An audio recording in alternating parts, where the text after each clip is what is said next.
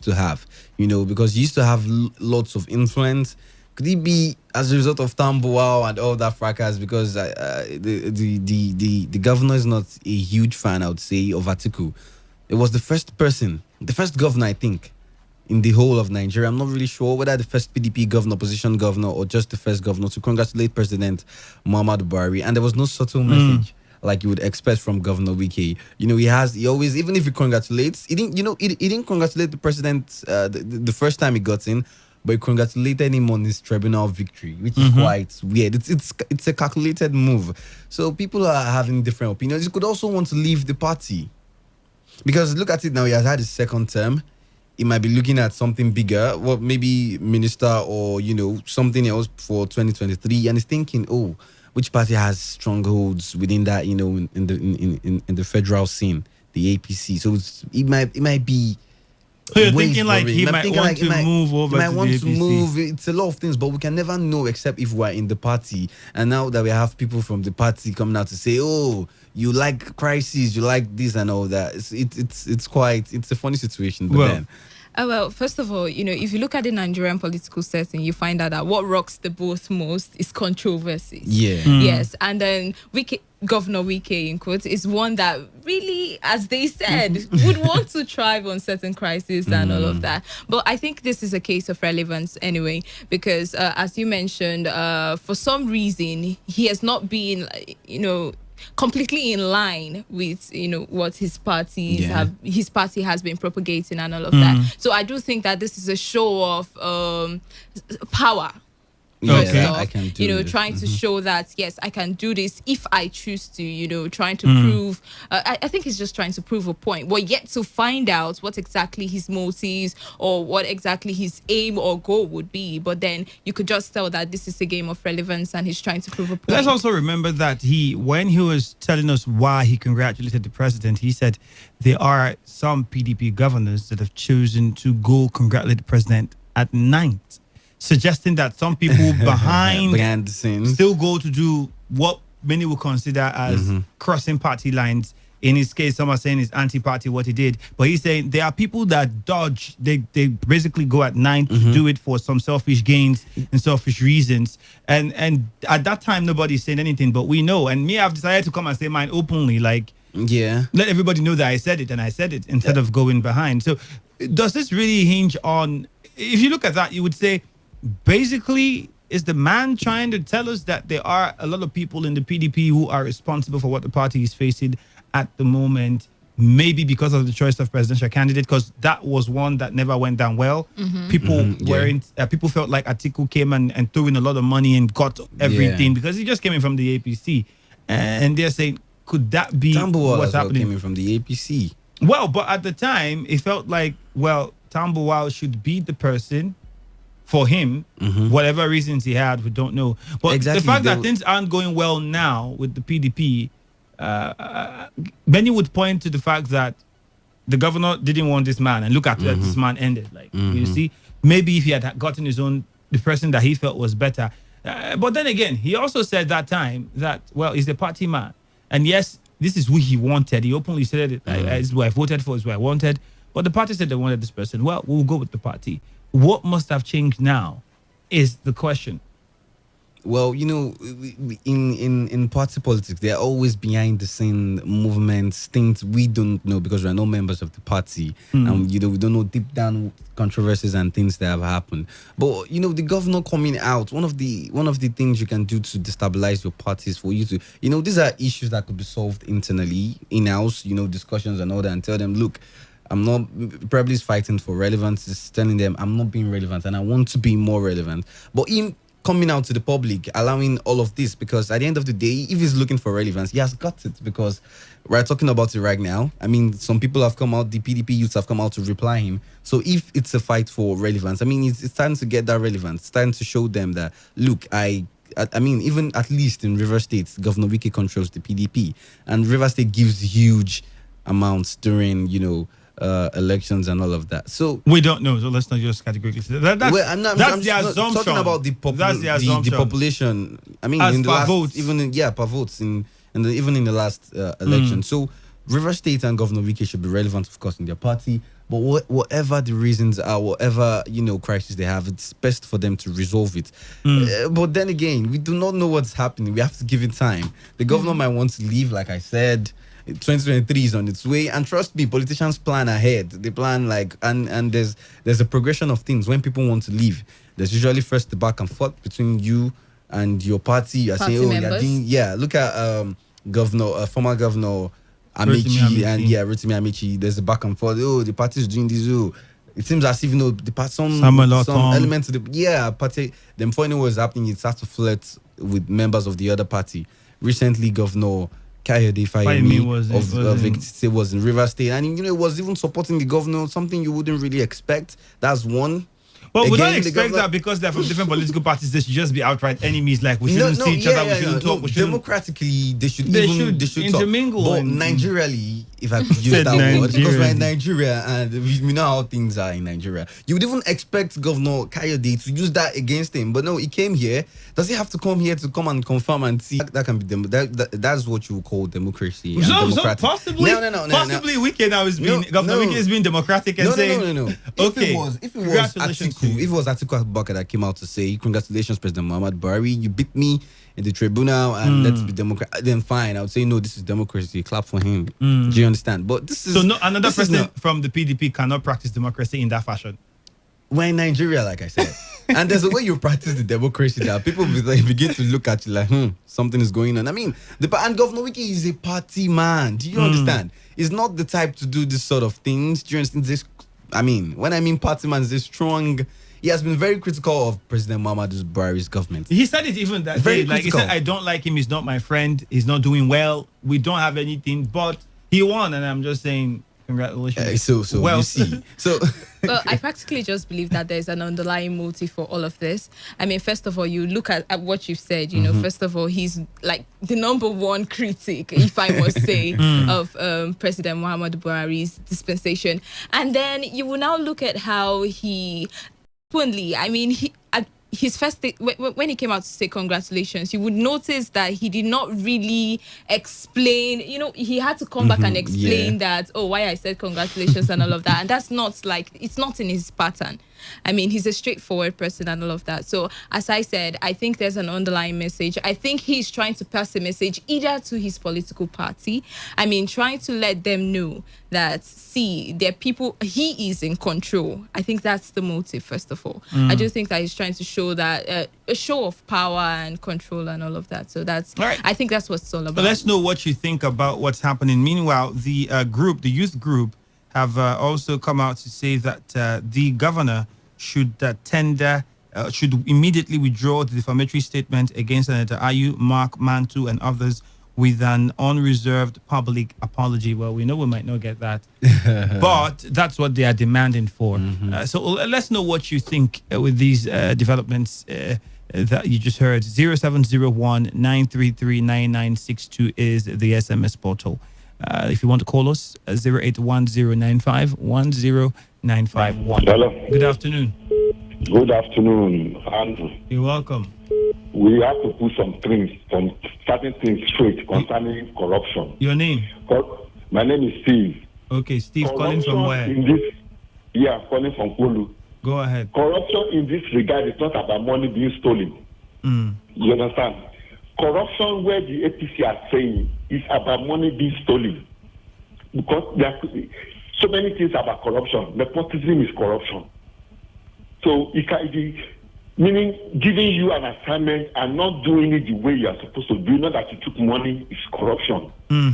So we cannot relate it to what APC used to say, that they are authenticating what governor said. No. Okay.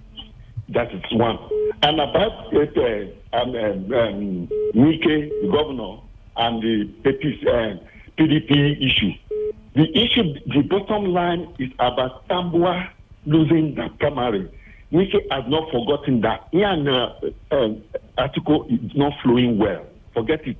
And at the same time, Article right now is in charge of a PDP. As far as concerned, Wike is losing grip of the PDP both in the state and the central. So yes, it's true. Iyanogwa is not flowing well. Even him and the chairman, the PDP chairman, Secondly, they are not flowing well. So all he's doing now is to get himself back. Whatever he did the congratulations to Buhari, you just a lip service. You just want to get it to splice the president, the articles, these things. It's true. Okay. It's not about anything. He's losing grip on PDP because he has spent so much on the party. So going out of the party is no. I don't think it's going to work. Thank you very much. Going to function. Thank you. Thank you very much for your contribution. Well, but he's still politically is relevant and he carries a lot of weight, whether you like it or not. And I'm sure that any party is going to would definitely embrace him. Mm-hmm. Hello, Today95.1 FM. Good afternoon. Hello. Hello. Hello, Today95.1 FM. Hello. Good afternoon. Hello, good afternoon. You're welcome. This is Tapate Domomo. Okay, go ahead. Governor, to congratulate Buhari. I don't see anything there. That does not mean that the governor wants to leave the party. He needs to congratulate him because the governor is a wise man. He see what is before the judgment comes. All of us, we know what is going to happen. Before the judgment comes, all of us, we know what is going to happen for that thing, for that judgment. So that is why the governor, and after the congratulate Buhari, he made one good statement. He said, no matter that they congratulate him, it do not mean that he's a friend of Buhari. Are you hearing me? Go ahead. I don't have any relationship with him. He's not his friend, and he can never be his friend. So, governor to congratulate Buhari, he's a white man. I love that. That is my best governor. Right. God bless him. Hello. Hello, Andrew. Yeah, you're welcome. Good afternoon. Go ahead. Good afternoon. What's your name and where are you calling from? Yeah, it's Clinton. I'm calling from me. Okay, go ahead. Yeah, about this governor, congratulations. See, I begin to suspect governor but that he want to decamp to another party. That's the only thing. Because I remember when I want to do protest in this state concerning what is happening in Nigeria, our governor stopped that protest. He said they have intelligence report. So for him to go ahead and congratulate Buhari for he knows that the court that Atiku go, that his Atiku with him is the same party. So he not supposed to go ahead and first of all congratulate Buhari. So he want to decamp. That is, he want to decamp to another party. So let him go ahead and do whatever he want to do. Because I know that our governor here is no longer in PDP. Because I have saw those signs there. So he want to decamp. Thank you. All right. Thank you very much. Hello, to 95.1 FM. Good afternoon. All right, we'll lost that call. The SMS portal is open. Just a reminder, 0701-933-9962. That's the SMS portal. Now, remember that you can call us up on the phone lines 0817-00-00951 and 0810-951-0951. Hello, to 95.1 FM. Hello, my name is Michael. Michael, calling from where? From Modibo. Go ahead. Yes. You know, some people who come to the radio to... Leave this some people, please. Just let us know what you think. Leave what some people say. What I want to say is, how can somebody who is a party congratulate an opponent when even the party are to go to the Supreme Court to take judgment? There is no way you can tell people that he actually make it for whatever reason that is not against the rules of the party. You have to stand by the party that put you to power to show that you are part and parcel of them, whatever they are doing. This man, the governor is in the way, giving the time that he's giving the party. There's no two ways about that. Thank you very much. All right, thank you very much. Hello to the 95.1 FM. Hello. Hello. DK, yeah, welcome. hello, Andrew and the lady. Good afternoon. Good afternoon. Yeah, this is DK. Go I ahead. want to ask, yes, even if Governor Wike is leaving the party, must he antagonize other party members? Must he engage in anti-party activities? There is just nowhere anyone will say that he has congratulated Atiku, who presently is the head of the party and still remain in PDP. And it now comes the calling the middle belt panel people corrupt. That is a very big talk. I don't want to call it insult as such. Because most of those people are even elderly to him. They are even the founding members of PDP. One can say that our governor is the founding member, providing the fund, founding member, not the founding member. And you are just taking on all these people, talking to them in that way. And anybody is saying that you still want to remain in PDP. My point is, even if he's going out of the party, which is obvious, must he engage in anti-party activity? That's my question. Thank you. All right. Thank you very much. Must he engage? How is this anti-party activity? Is there a constitution in the PDP that says or a law that doesn't allow you congratulate the opposition? It's also a question. It should be. Hello, Today 95.1 FM. Andrew, Gift. good Long time. afternoon. Been a while. Yes, my brother, this is the period we are politicking here in Bayelsa very seriously. No problem. Go ahead. Yes. Let me contribute to this topic on grant. As a person, Andrew, I'm somehow surprised with the statement or comments of some of our people. So you've been asking that very question. So you don't want PDP or APC to congratulate the other person. Are they enemies? Are they fighting? I can disagree with you and at the same time agree with you. That is politics. And we are talking about middle belt youths. I don't even know where they are coming from. You remember what the governor said earlier concerning Austin Opara.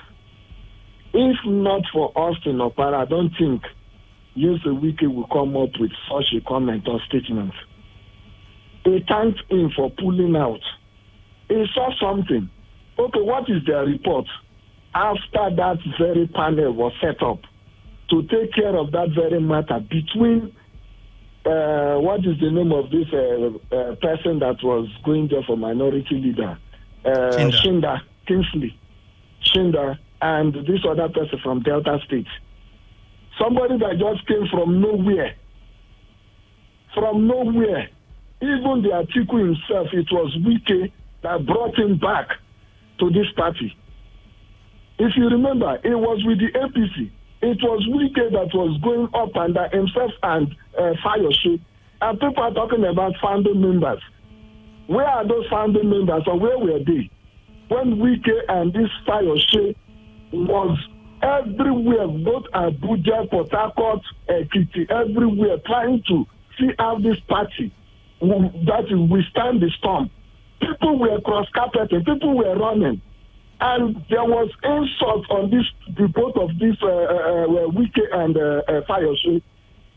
And you're telling me somebody that just came yesterday that the person should go and be the minority leader there to speak for Kingsley Shinda. What is the meaning of that? What kind of insult is that?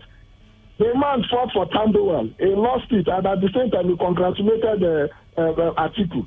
He welcomed him. He said, okay, no problem. As a party man, we need to work together. But it's as if now Atiku wants to hijack everything. Look at what is playing out here in Bayelsa. The governor has decided to unpick everybody. As I speak with you as a PDP man today, because of the candidate of APC, we are no longer talking about PDP. Come to Bayelsa and see what is going on. You'll be shocked. People are protesting. Protest votes want to take place here in Bayelsa. Just because of this same pattern. It is this same Atiku that is backing this man, the governor of Bayelsa State, Henry Siraki Dixon, against the former president that is their leader. You don't allow the former president to even produce a councillor. You have jack councillors, you wrote names, chairman of the 8 local governments, everything between themselves. Wike was here because of Goodluck Jonathan. A man that brought you from House of Rev. The same thing, he brought Wike from Minister for State Education. And made him the governor of Rivers State, made this other one the governor of Bayelsa. And you don't want this man to that is, contribute to PDP. And you are telling me that youths of Middle Belt, they should continue to rant and complain. Okay. People don't know politics. They don't know what is going on. This insult must stop. Thank you very much for your contribution, Gift. Hello, Today 95.1 FM. Lost Andrew. So you guys, you planned it back to back. Why me now? I did not plan it, honestly. I don't know why I always call so closely to after Gift finish when I'm calling, that's why you normally pick the call. So go ahead. But no, honestly, you remember Ali Modu Sheriff? Yes, now the former PDP chairman, it took a lot to fight that man out of PDP. You understand? After the whole thing, it's not like what Gift was saying. In fact, Gift has said so much, and everything he has said is correct. You understand? This party was clinically dead after the defeat in 2015. PDP was clinically dead. You understand? Members were just as he said, we're all living. It was the governor of Rivers State who didn't even fire shame. The governor of Rivers State was the one spending the money, pick up this party. People even wanted the party to die so that they would build a new party on the basis of PDP. But you understand, he resisted all of that. Yes, he resisted all. I am surprised that they are treating him the way they are treating him. I'm surprised. Believe me, I am surprised. Because he picked this party, even the president, Jonathan, after the defeat, walked away because he felt PDP members, you understand, somehow betrayed him. So everybody left. He was dead.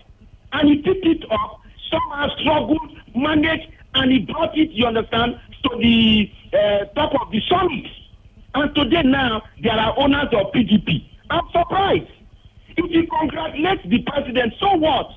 He is a governor, you understand, in a country where, you understand, the APC is Buhari is the president. He has to show the president respect. He has to, it doesn't mean anything. Even if there is anything between it, understand, there is nothing wrong in congratulating somebody and say, congratulations. I think I don't see anything wrong with that. That is statesmanship. You understand, I'm one of those who had always complained that the River State governor don't show statesmanship. He's showing statesmanship. It does not mean anything. He's not conceding anything to APC. That is just how it should be. See, there was a time in U.S., in the Senate, the Republicans were more in number than the Democrats. When Bill Clinton had that problem with Monica Lewinsky. And then they said, no, he has to be impeached. He has to be impeached. Everybody looked at it. They looked at it. When they voted, then Republicans were 55 in number. Democrats were 45. Republicans were more. But at the end of the voting, Bill Clinton received 55. Because the Republicans even voted. So they should allow people to think across board. All right, That thank is you, the problem. Thank People you. should think across board. Thank It you will very help much. this country. Thank you. you. Hello, Today 95.1 FM. Hello. Hello. Yes, Andrew. Yeah, you're welcome. Good evening. Yeah, my name is Amusi Chima, calling from Port Harcourt. Go ahead. Thank you very much. Yes, Andrew, I do not blame governor if had he congratulated Buhari, but also I know the grievance of governor. Now, governor spends so much in PDP, Rivers money. Also, the past leader of Rivers State, Amechi, you know, they funded their various political party to make the party stand. Then at the end of the day, it is expected that he who much is giving, much is also expected from him. So they say he who play the piper, he beat the drum. I don't know how that adage goes. But I want to say, let me say this also. Now the people that the committee that was set up, most of them who this House of Rep are loyal to, made the House of Rep to vote against a candidate that was chosen by the party. That was the details of Wike. You understand? Because I got information at an insider, which I know what was happening. most of them, advised the red that was loyal to them to vote against Chinda, who was seen by the party, but they came and camouflaged as if they were dancing truth of the governor whose candidate was Chinda. So that was the problem. So I want to say also that he must be able to also exercise patience because the party has given him also.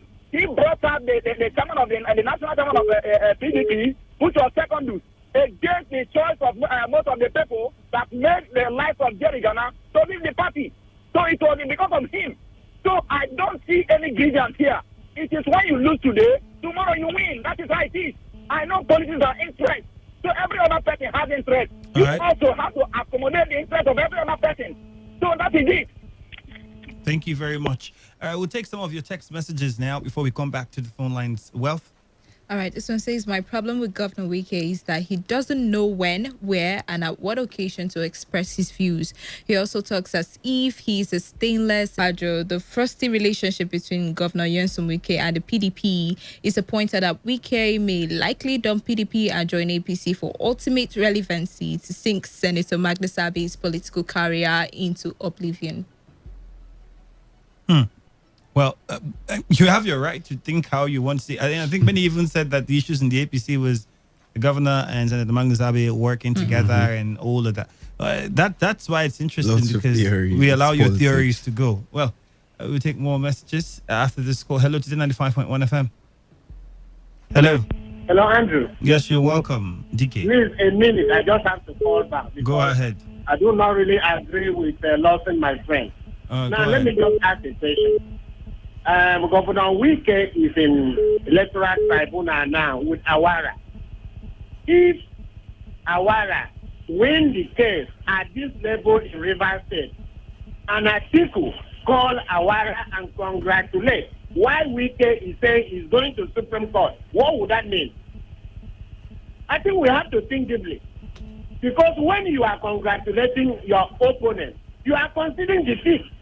Atiku has said he's going to Supreme Court. He has not accepted the ruling of the court already. And you have the governor from that same party congratulating the other person. That means he has considered defeat despite Atiku's feelings. I've just given you typical example of himself and Awara. Consider that scenario. And I want Lawson, my friend, to listen to me and consider that scenario. That's why I have to call. Thank you very much. Unfortunately, it's not about you and Lawson. Hello to the 95.1 FM. Yes. Good day, Andrew. Yes, you're welcome. Your name, please. This is Okidi Junior from Abua. Okay, go ahead. Yes, Andrew. People are saying the governor congratulated Buhari, President Buhari. It's neither here nor there.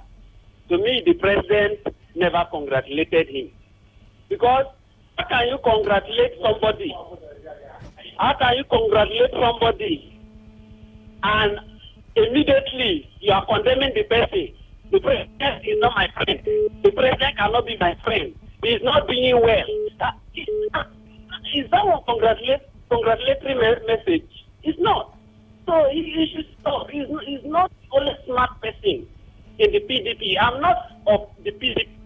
But the governor is not the only smart person in the PDP. And he should know that party was founded by the stakeholders. And he came to meet it. So he should not because at every point in time he would dictate to his elders. No. He's not the only wisest person in the PDP. So he should also listen. He will not. He can't have it all to himself. You understand? Okay. So the governor should have a way of rethinking. All Even right. if he's supporting the party, he's not the only person supporting the party. So when the party gives him one, he will not take two. The second one should go to another person. All right. Thank you very much.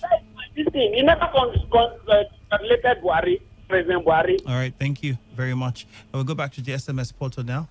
All right, this one says the PDP is a national party, unlike the APC, and the governor understands that you're just media people and you're just speculating. The governor will remain in the party. This is coming from Tony. We aren't the ones speculating. We're asking questions. Well, The listener is the one speculating. all right, if Governor Wike congratulates Buhari, it is not bad because Wike is afraid of what happened to Fayose. Please, Wike, come to APC. Akpabio is waiting for you, Mr. Wike. You're waiting for. Well, I think.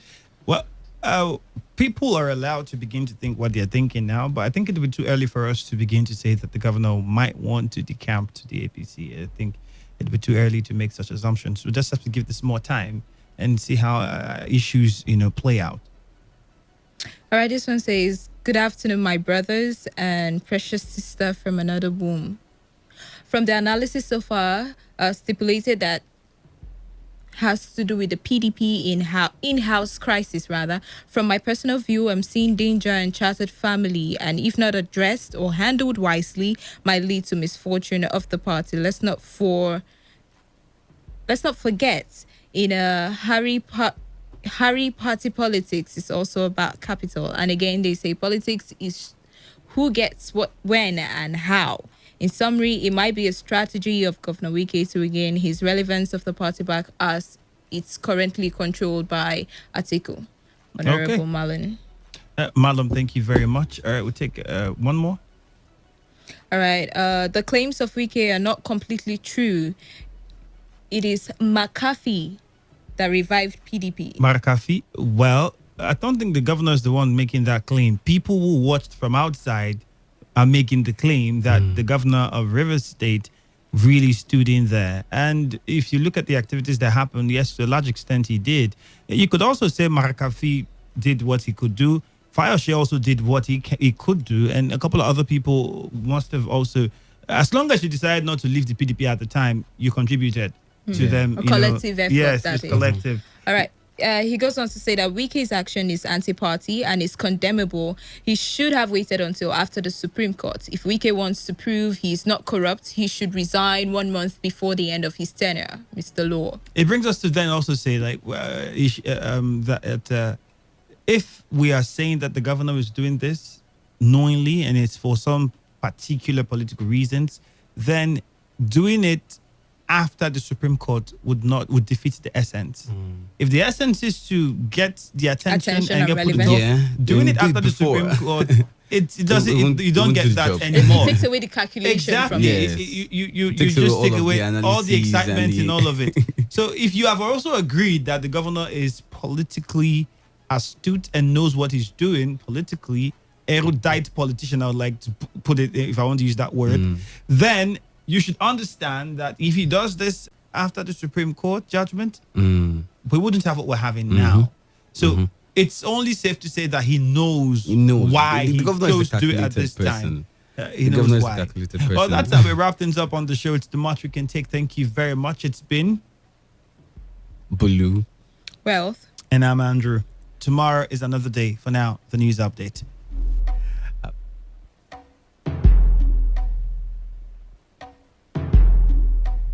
Every day, every hour, when the big stories break, depend on our 24-hour news team to bring you the latest. Today, 95.1 FM. Today, 95.1 FM. Board Hardcore. News update. Good afternoon, and here is the news update on Today 95.1 FM. I am Ifeemi Andrew. Rivers State Governor Nyesom Wike has said open shops will be provided for traders who were chased out of the streets of Port Harcourt. Governor Wike disclosed this during the commissioning of the newly constructed Rumowoji Market at Mile 1, Port Harcourt. He said that acquiring spaces in the market will be fair and open, adding that the market will be managed by a committee to be set up by the Rivers State government. Our correspondent reports that the Rumowoji Market was commissioned by the chairman of the Nigerian Governors Forum and Ekiti State Governor Kayode Fayemi. And some women have called on all relevant authorities to act on the strange killing of young women in cheap hotels in Rivers State. The women, who were all clad in black, made the demand during a protest against the persistent killing of young ladies in the state. Leader of the protesters, Rita Marley, demanded an apology from police for allegedly describing murdered victims of the serial killer as prostitutes, while others, including Ibim Seminitari and Eugene Abels, said government must be sincere about ending insecurity in the state. We are saying that a thorough, unbiased, and speedy investigation by the police should be looked into in all the killings. That's the first one. We said a public apology should be made by the police regarding the statement they made. They said that all the women that are being killed are prostitutes. And we are saying that police should render a public apology. We're also saying that as mandatory that all hotels should have CCTV cameras. As his mothers, as his wives, as his sisters, as his children. And we believe that if this does not stop, it can spread. If it doesn't stop now, it will spread. Today it is one woman, two women. It could be any of our daughters, it could be any of our siblings. We trust that government will do what it wants. That as at July ending, civil society Rivers State, we had captured about 147 deaths post-election. We are here today to call for support for the security agencies in Rivers State. Responding to the demands of the women, Secretary of the State Government Tammy Danakoko said Governor Nyesom Wike is deeply concerned about the disturbing trend. Correspondent of Frida Lerechi reports that 77 non-governmental organizations in Rivers State, including Women in Rotary and Nigerian Association of Women, as well as men, participated in the protest. Meanwhile, Commissioner of Police in Rivers State, Mustafa Dandaura, has announced the arrest of another suspect linked to the murder of young women in the state. CP Dandaura, who was speaking with protesting women, said the suspect was arrested while trying to strangle a girl at Inserim Hotel in Port Harcourt. On the demand for an apology from the command, CP Dandara said his comment about prostitution was misconstrued. For a middle-aged man, so to say, we now asked them what happened. The lady said that he took her and booked that hotel room, and in the night while she was asleep, the man took a towel, wanted to strangulate her.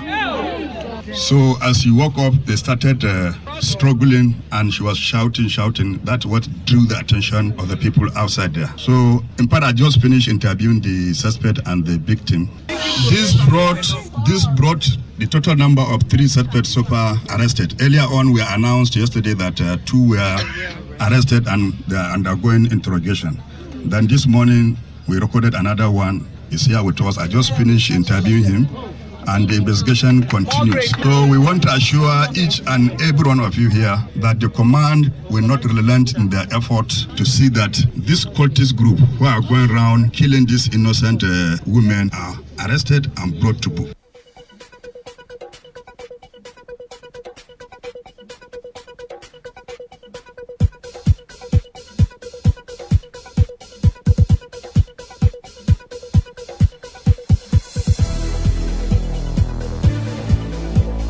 CP Dandaura had told the media that 8 victims have so far fallen to the hands of the suspected serial killers.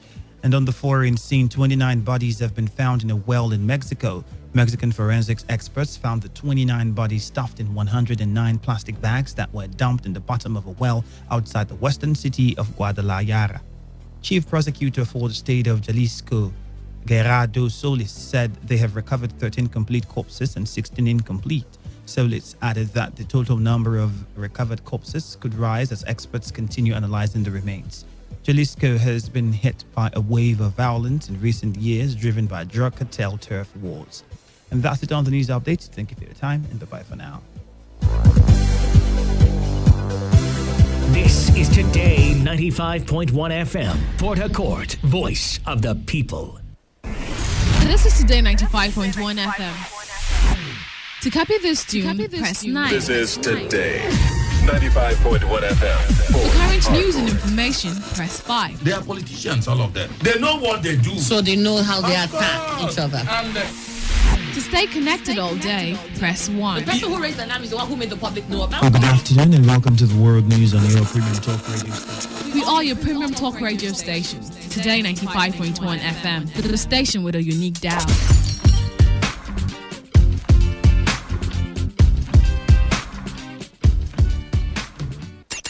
Sunshine or rain, through every terrain. Everywhere I turn, it's football, football. There's your fairy tale! So why not join in the action, intrigues, excitement, and fun? Just doesn't get better than this. Many stars have continued to shine with every 8th, every race, every break, and every other sports there is. Incredible stuff. On today's Sports Live, reaching you from your premium news, talk and sports radio station, Today 95.1 FM Port Harcourt. That sounds like so much fun. Weekdays after the news at 3. It's interactive, it's engaging, and don't forget, your voice is priority.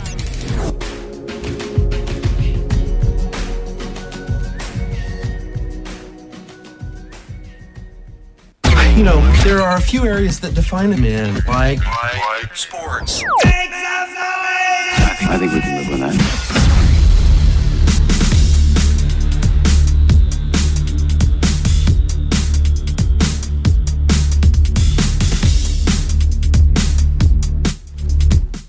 Hello, my name is Kanu Wanko, aka Papilo. For the latest and trending sports stories, always listen to Today Sports Live on Today 95.1 FM Port Harcourt.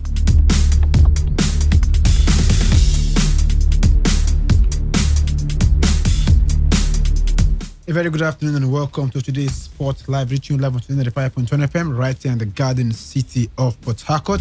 Time check is about 7 minutes past the hour of 3 o'clock. And of course, today's date is 18th of September 2019 and time to talk sports this afternoon. My name is Emmanuel Chibuzo. I am the top striker and the program is Today Sport Live. And of course, I have the guys very much in the building this afternoon. Champions League is back. And of course, Emeka Jena, signs in for this one. Emeka, welcome to the show. Good afternoon to you, top striker. Good afternoon to the fans out there. Champions League is back with a bang. The champions tasted defeat yesterday. Surprisingly, you want to say Liverpool going down 2-0 down to Napoli over there in Italy. What more can we expect tonight? More actions to come in that competition later this evening. I also have Reliable Reliance in the building. Reliance, welcome to the show. Thank you very much, top striker. I think it was a struggling night for the big boys of the Champions League, talking about last night, but it's great to be here to discuss everything. Greetings to everyone. The Superman himself is very much in the building. Wisdom, we're about to fly. We are about to fly together. Good afternoon, top striker. Good afternoon to my colleagues too here in the studio. It was a nice night. One sparkling Nigerian, I tell you. They are still morning. No. Sparkling Nigerian now, not Liverpool. Peter Olayinka. I have not. No. You needed to see that man in that game. I mean, I never knew in Nigeria. Where was he all this while? Well, the league where he applies his trade is not the most popular. It's not a very popular league, you want to say. But I tell you, top striker, not only him, the likes of Tomori, they're all in action. Maybe let's see his performance in the next game. But it's great to be here, top striker. And of course, a lot on the menu this afternoon. We have the Super Falcons all on the show. And of course, one man who said his work has been interfered with. There's another update from the camp of the Super Falcons.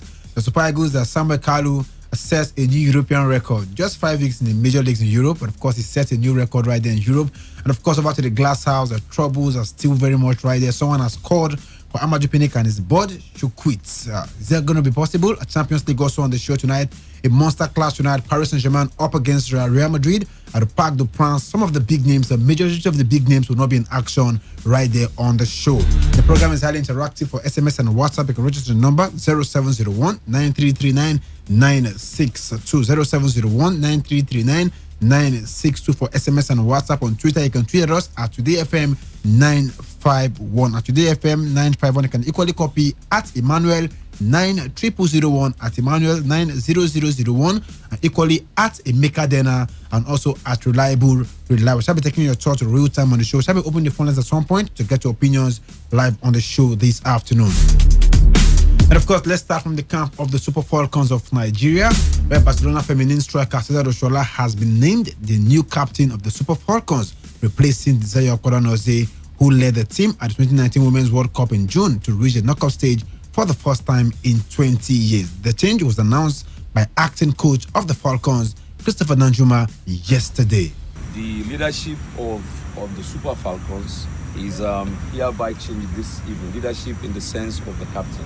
Azizat Oshuala will now be your captain.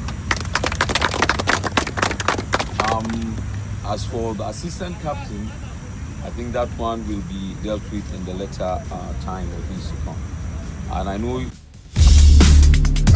Emeka, I think so many loopholes, so many issues on ground at the moment. The coach said his job is being interfered with, talking about Thomas Deneby. That was why he stepped aside. He resigned at first. He resigned as a matter of fact. He resigned. He hasn't rescinded that decision yet. And now, Danjuma is standing in his stead. Why the matter is being addressed, and you are appointing a new captain. Don't you think is giving confirmation to what the man has been complaining about? Well, first things first, Thomas Deneby has resigned as coach of Super Falcons, which has not been accepted. There are attempts to bring him back by the sports minister. Sunday Dare. He wants to have a chat with him, even with the NFF big weeks, to see how they can resolve that situation and get him back. That he has not been accepted. Well, you can say that, but on the other hand, I'm surprised. I'm shocked that 4 or 5 days after Chris Danjuma was handed temporary charge of the team, he's naming a new captain who is not even present in the camp. As a matter of fact, I'm really shocked. And I mean, it tells you there's division in that team. It tells you that all is not well in that team. It's not as if the former captain has done anything wrong. No, she hasn't led well or something. We saw her commitment at the World Cup. Yes, we couldn't go past the second round, but at the end of the day, I mean, you can't fault that lady. She has paid her dues in the national team. Asisat Oshoala is just coming up. I mean, from the under-20 promoted to the Super Falcons, and at the end of the day, if you even go by seniority, she doesn't deserve that captaincy. Yes, she's our star player, no doubt about that. But come on, Oparanozi hasn't done anything to deserve her expulsion from that role.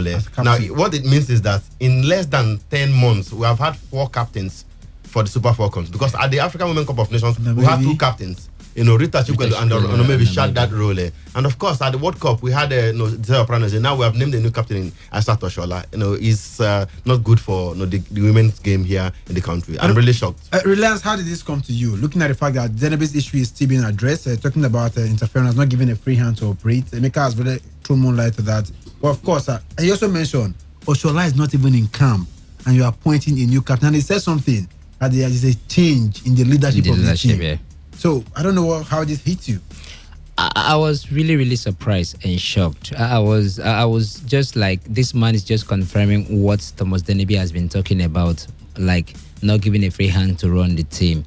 It's not the right time, and I'm believing maybe Danjuma is making more like a career move, or a career stunt. More like, I don't really understand for him whether there have been these issues where he's looking at the possibility of getting that role as a technical advisor or as a coach of the Super Falcons, and so now he has a little bit of opportunity and he wants to make his name known. He wants to make a stand statement that I can handle this stuff. And how do you do that? Start reshuffling the leadership of the team so that he can make an announcement to maybe the NFF or the whole public. So I see it as a career move from Danjuma, but it's not the right time, it's not the right move, and it came as a shock for me.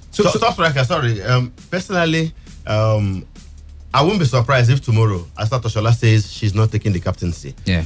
I won't be surprised if that happens. We've seen that happen here in the past. Sunday Olise, Ahmed Musa and Enyaman, what have you, Mikel Obi and stuff like that. I mean, where a player is appointed captain, he says, no, I'm not interested. A player is given the armband and he rejects the armband inside the field of play there and all that. For Asisat Oshoala, yes, she has paid her dues, but come on, we have a captain who hasn't even lasted 5 months. Exactly. Oparanozi was appointed captain just before the World Cup. The World Cup that took place from June 7 to July 7. You understand? I mean, this is September. You're changing a captain. What happened to the former captain? What did she do? I think Chris Danjuma is playing a script written by someone at the NFF. It's not just his making. I mean, when he made that announcement yesterday, the technical committee chairman, Ahmed Yusuf Fresh, was right there in the project, in the field of play where they were training. Exactly, right there in Abuja. It was there. So I think this is the script from someone at the NFF, and it's not good for the unity of that team. NFF retweeted. After Super Falcons made the tweet, NFF retweeted the tweet in confirmation. Wisdom. So it's safe to assume that something has been brewing underneath, which nobody saw from the outset. And I don't know how this is going to go. If this man comes back, Thomas Deneby, do you see him trying to do a reshuffle? Now, imagine that situation. Exactly. Where the man comes back now. Just imagine that situation. So what does this tell about the team? I think first, it might be Sunday Dare who is trying to wade into the situation and see if he can get Thomas Dennerby back. But the truth is, we have the real football aficionados, the leaders of the team. Sunday Dare is the sports minister, and he's how many weeks old, as a sports minister. Might not know everything that's been going on inside. Just as you said, there might be things they are not telling us. Could it be that Desire Paranozie and some others are rooting for Thomas Dennerby? We don't know, because you ask yourself, what's the reason? I don't think he just wants to make a statement.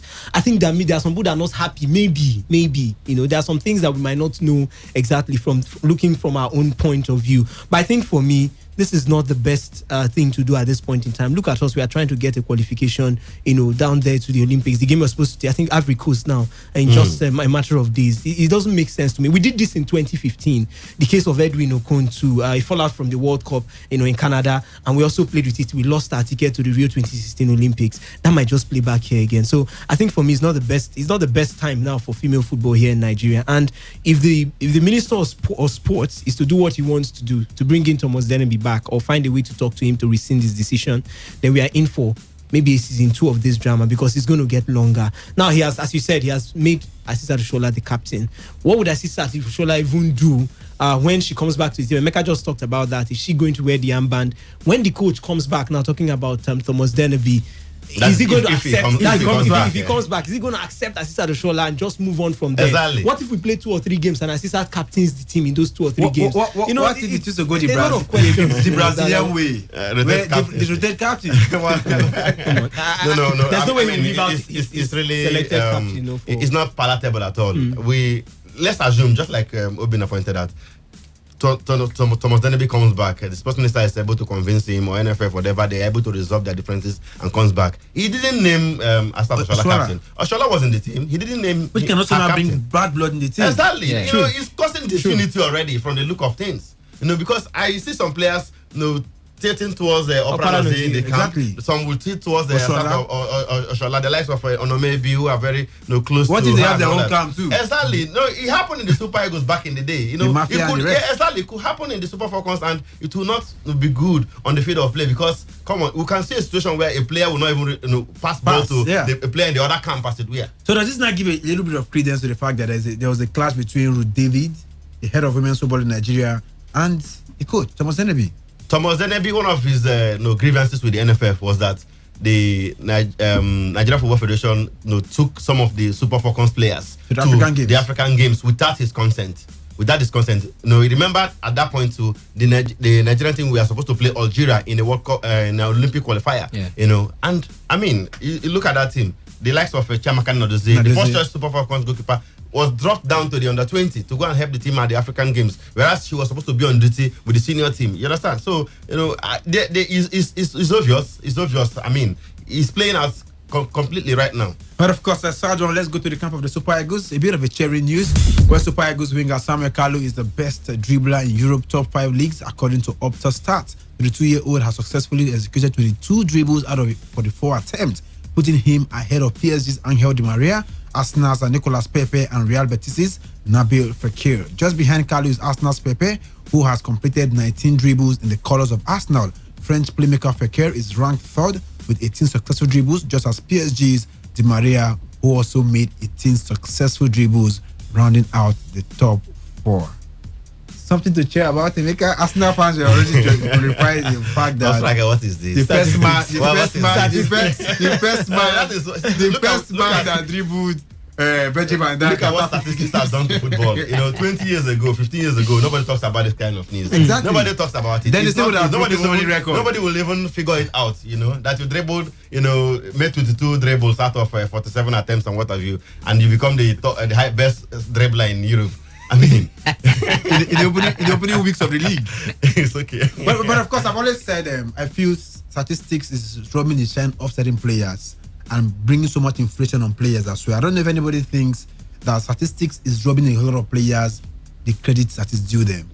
Well, I think first, top striker, what these statistics should do for coaches is to help them pick the kind of players that should actually work for them. That's what I think. It's not even for us here to decipher, because if your statistics does not produce results for the team, doesn't take your team to glory, then it becomes useless. If your dribbles and everything doesn't lift Bordeaux to win this, it doesn't make any sense. But clearly, I think the case of this our generation now, we pay a lot of attention to details, and that's what is bringing out all these statistics and all that. They will tell you the best tackler. In the whole of that guy made the most tackles in Premier League last season. Just also rub it in over the weekend. SC Paderborn defender Jamil Collins had 10 successive dribbles in the match and they lost 3-1. It's okay. That German record. That just tells you the truth. But for coaches, I think it might be important to them maybe to make decisions on players they feel can fit into their style and all that. For Samuel Kalu, I said the injury he had the last time, I think it actually made us.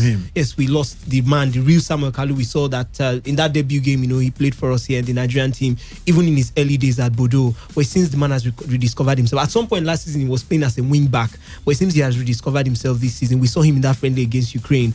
I didn't even believe my eyes that was a Samuel Kalu that was part of the Nations Cup, but it seems he has come back. Let's just hope he builds on with this. If it means if the statistics can keep rolling out, I don't mind. Let's hope he's 22 years of age now. Let's hope that he moves up. Maybe 1 or 2 seasons from now, he gets to move to a bigger side. If he continues this way, and first he needs to succeed with Bordeaux, both in continental games and even in their league right there in France. Then who knows? He could get to a bigger side where these statistics might even make more sense. But looking at the new wingers we have in the team, Samuel Kalu, Moses Simon is there. Samuel Chukwueze is also there as well. You can also play Onyekule from that side. What's the way forward for us moving forward? Ahmed Musa, who is also a young player, he's no longer a new winger. Yes, he's already looking old. Where does this leave him in the crop of young players in the team at the moment? Well, for Ahmed Musa, right? Well, I think we've had a Super Eagles team that is quite young. Gennaro Ross said that the youngest of the team he has a coach is the Super Eagles, especially the one he took to the friendly against Ukraine. So that tells you that over time there may not really be opportunity for Ahmed Musa again. But let's not forget, this man is at the moment like a veteran in that team, because I can only think of few players that should be in his category. Maybe is it what's his name? Meru. Now that's the only player I can think of that could be in that crop of the Super Eagles we had before now. So he's still going to have playing time. The experience is still there. Remember at the World Cup, it was one of our stand-up performer, in the World Cup. Even with the plethora of young players we had, he was still there making his name. So the experience counts for everything. He's still going to have game times, but for the young wingers we have, I think it's a good generation of football for Nigeria, and that's why I keep calling for continuity, so that we can allow the development, the chemistry we have now in the Super Eagles team to continue. Because certainly the coach will have a little bit of headache, if not more. Looking at the players who are coming up tomorrow, you are yet to even take your eyes off. He's not giving himself all those headaches. But it's good for him when you have so much quality to choose from. So whoever you eventually choose, you're sure will deliver. Good for him. I mean, look at what's happening right there. Moses Simon, Chukwueze, both play from the same position, and it's difficult to choose between any of them. And you have Samuel Kalu as well, who can also play there. You understand? Because I mean, one thing about modern day wingers is that they interchange. They can function effectively on both wings. Be you a natural left footer or a right footer, you can play on either side of the wings there, and of course it's really good for the team. And if you don't forget, what's his name? The former Arsenal man, Alex Iwobi, can also function as a winger. Exactly. And it's just that the coach has started to use him as a midfielder these days. At Arsenal was playing basically as a winger. And at the end of the day, you have such options in the national team. Then I mean, you have to fashion a way to bring the best out of them. But Top Striker, just to add on this one, I think the last statement Emeka made now should be what Gennaro should actually consider. Find a way to, if it means anyhow you want to do your formation, but we are more of an attacking side. I saw Peter Olainka yesterday. If you know him, I'm sure Top Striker, you watched that game. That guy was, I forget the goal. The guy troubled the Inter Milan side. That means there's a rise of wingers right now in Nigeria, the Nigerian side, attackers. You can find a way to build your team around that. Make use of your strength. We know Liverpool. I mean, before Virgil van Dijk came in, they had issues with their defense, but they were more of an attacking side. They can score 5, you score 2. If we can build our team around that attacking prowess we seem to be enjoying now, maybe we can do wonders with this side. Top striker, the Eagles have always thrived on wing play, right? From those days, you understand? The days of Finidi, Amunike, the Gabalawas of this. Lawal even operated in the midfield, even defense even before then, I mean, we thrived on wing play back in the day. You can say that again, at the end of the day, it's good for us. But, you begin to wonder, our current coaches are not bringing out the best in these wingers. They are not bringing out the best in these wingers. Back in the day, yes, maybe you will say the formation has changed because we played 4-4-2 then, where you have predominantly those wingers will always thrive. They will bring the ball in the middle through crosses for the you know up front to always score. It could be Rashidi Yekini with Amokachi or Rashidi Yekini with Sept and all that. You saw that typically, the Nigerian 4-4-2 formation against Bulgaria in the 1994 World Cup opener. It worked perfectly for us. I mean, look at that cross from Finidi, and the Amuneke is the diving head and all that. Yekini's goal too was actually from a cross. Too, I mean, so that's how the Eagles played back in the day. And if our current coaches, will be able to bring out the best in our wingers, I think it will be good for us. The good thing now is that we have wingers who don't just dribble, they also try to even score goals. Back in the day, the wingers were not exactly goal scorers. They usually supply. The crosses for the forward men to score. But these days, these wingers don't only cross, they can even score these days. What I've heard about that story, Jonte Wada is coming home. Jonte Wada is coming home. Nigeria is home? Yes. You've not seen it. Jonte Wada to Nigeria. Yes, December. Yeah, he's route to Delta State. Jonte Wada. Trace his route to Delta State. You've not seen it. Went out to the glass house, so much troubles right there.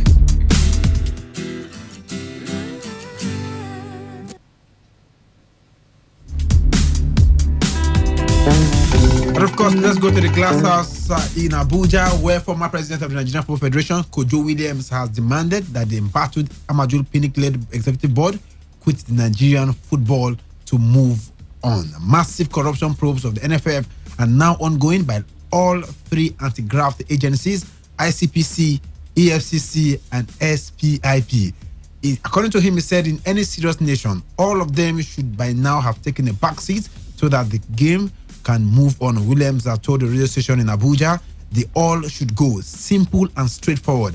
ICPC has seized 15 properties belonging to Pinnick and other senior NFF officials, namely Shehu Diko, Ahmed Yusuf Fresh, and Mohamed Sanusi. Williams said he believes the anti-corruption agency must have got enough facts to do that. Let ICPC carry out its investigation. They won't seal the properties if they don't have any facts. According to him, said they are highly professional even if Nigerians underrate them. They know exactly what they are doing. The NFF Congress has yet to react to the corruption probes, and Kojo Williams said he's not surprised because it is hugely compromised. Quoting further, he said the Congress is compromised. They are all criminals, thieves. They don't know their worth. They don't have any credibility. It is a Congress that is paid $10,000 to vote. That is why our football cannot move forward. The words of former NFL President Kojo Williams. Of course, earlier in the course of the year, Amaju Pinnick was trying to debunk every corruption allegation. Let's hear from Amaju Pinnick and what he has to say about the claims of 4 billion naira missing from the coffers of the NFF. You see, some of these cases are in court, so I don't want to talk about, but let me tell you something. For example, there was a story about a 4 billion taken from the NFF account on the 3rd of November. 4 billion. Maybe they don't know how these things operate. We have one account, and the account is in the CBN. CBN will not give you cash. That one is certain. And I've told my people to print out the statement. Let us show the public where there was a 4 billion in our account. So to me, it is very, very sad. Because it's not about destroying Amaju Pinnick. It's about Nigerian football. And that should be the focus. Because if you destroy Nigerian football today, it will take hundreds of years for us to get back to where we are today. Now, globally, we've been well positioned. And today, under the Buhari administration, so to speak, there's been a lot of prosperity on the pitch. We've qualified for all the tournaments, FIFA Cup tournaments. And we're going to be very busy this year. Kudos to the president. But the truth is, off the pitch, we need that enabling environment for football to be taken to the next level, which we all talk about. And it's something that we can do because we are all driven by passion to serve. Every day they bring this toga of you are corrupt. It hurts me because definitely it's a radical departure from what they think about us. Whose reports shall we believe? Wisdom, let me start with you. Well, the top striker is actually getting bigger by the day, and it doesn't make sense that it keeps building up. I would really want it to just be shot directly and maybe the case dies. But it doesn't seem like it's going to work that. They are now under 3 separate different court cases and all that, including 17-count charge and about is $8.4 million. Talk more of declaration of some assets, something like that. Lots of charges against them. And one of them is that they didn't declare their assets. True. The likes of Shehu Diko, so that what they have and Amaju Pinnick. And it's building up. It's growing by the day, and it doesn't seem like it's getting solved. And one day they're going to leave the NFF. What are we going to do about this case? Now, let us finish it up immediately. One thing I'm not happy with in our country as a whole is the amount of time we spend on court cases, and different people bring in their own. Today is ICPC, yesterday was EFCC, SPIP, and SPIP, even the presidential SPIP panel. have been dissolved. They've been dissolved as a matter of fact. So that but their cases have been handed to the Attorney General of the Federation. So I don't think it's really a good thing that it keeps going on and on and on. And the man keeps refuting some of these things. Are you telling me that at some point within 9 months, 10 months, 1 year, 2 years, we can't find a common ground? That is, let him come, he defends his case, we see if he's wrong or right, we make our findings. Talking about the anti-graft agencies. So it doesn't make sense for me that he's lingering, top striker. I don't even know who I would believe now, because they say no smoke without fire. It's now too long. You now want to even think, just maybe there's some truth to the fact that something is actually not right with the way they've handled funds and things right there, at the NFF. So I think for me, they should find a way to bring this thing to an end. It just keeps growing for Amaju Pinnick. Yes, we're saying it's Solomon Dalong that was some quarters now. We're saying that, yes, it was just a winch hunt by Solomon. Solomon Dalong has left the scene. Did he submit the case to the new minister to continue? If you want to come from that angle. He says we advised him how to tackle them. We don't know the content of the advice, but top striker, I feel it's not a good thing that as the man said, if he's actually right, he didn't do some of these things, then he's losing his concentration on the job, if you ask me, because the focus of on the call, if he's to leave this thing, I would follow Kojo Williams. If you go to other places, other countries, once a little thing is around your name sometimes, and maybe even if it's 10% you're involved, people resign honorably, and focus on the court clearing their names and all that. But here we know it's not like that. So I think it's not really good, and it's not really making sense that every single month or 2 or 3 months we hear a new, who knows, tomorrow it might be, I don't know any other anti-graft agency. Now ICPC is involved, EFCC is involved. I don't know if there's another set of names too that would join up on the case of Amaju Pinnick and the Federation. Emeka, wisdom actually to get from my mouth. In civilized climes, when you have any corruption tag around you, hovering around you. Yeah, as a public office holder. Yes, you step aside. The most honorable thing to do is to resign. Exactly. But that's not the case in Nigeria, because there is so much vested interest in these positions, as a matter of fact. Look at the kind of monies we are talking about here. Billions of naira, millions of dollars. ICPC brought a statement saying that the properties they have does not equate to what they earn. Yeah, but let's not also forget that this men had made money before they came into office. Amaju Pinnick, had several positions in Delta State, Delta State Sports Commission. He's a businessman as well. He has companies and all that before he even went to the NFF, became the NFF president and all that.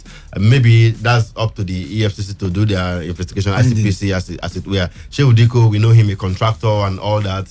Had done all sorts of business in the past and all that.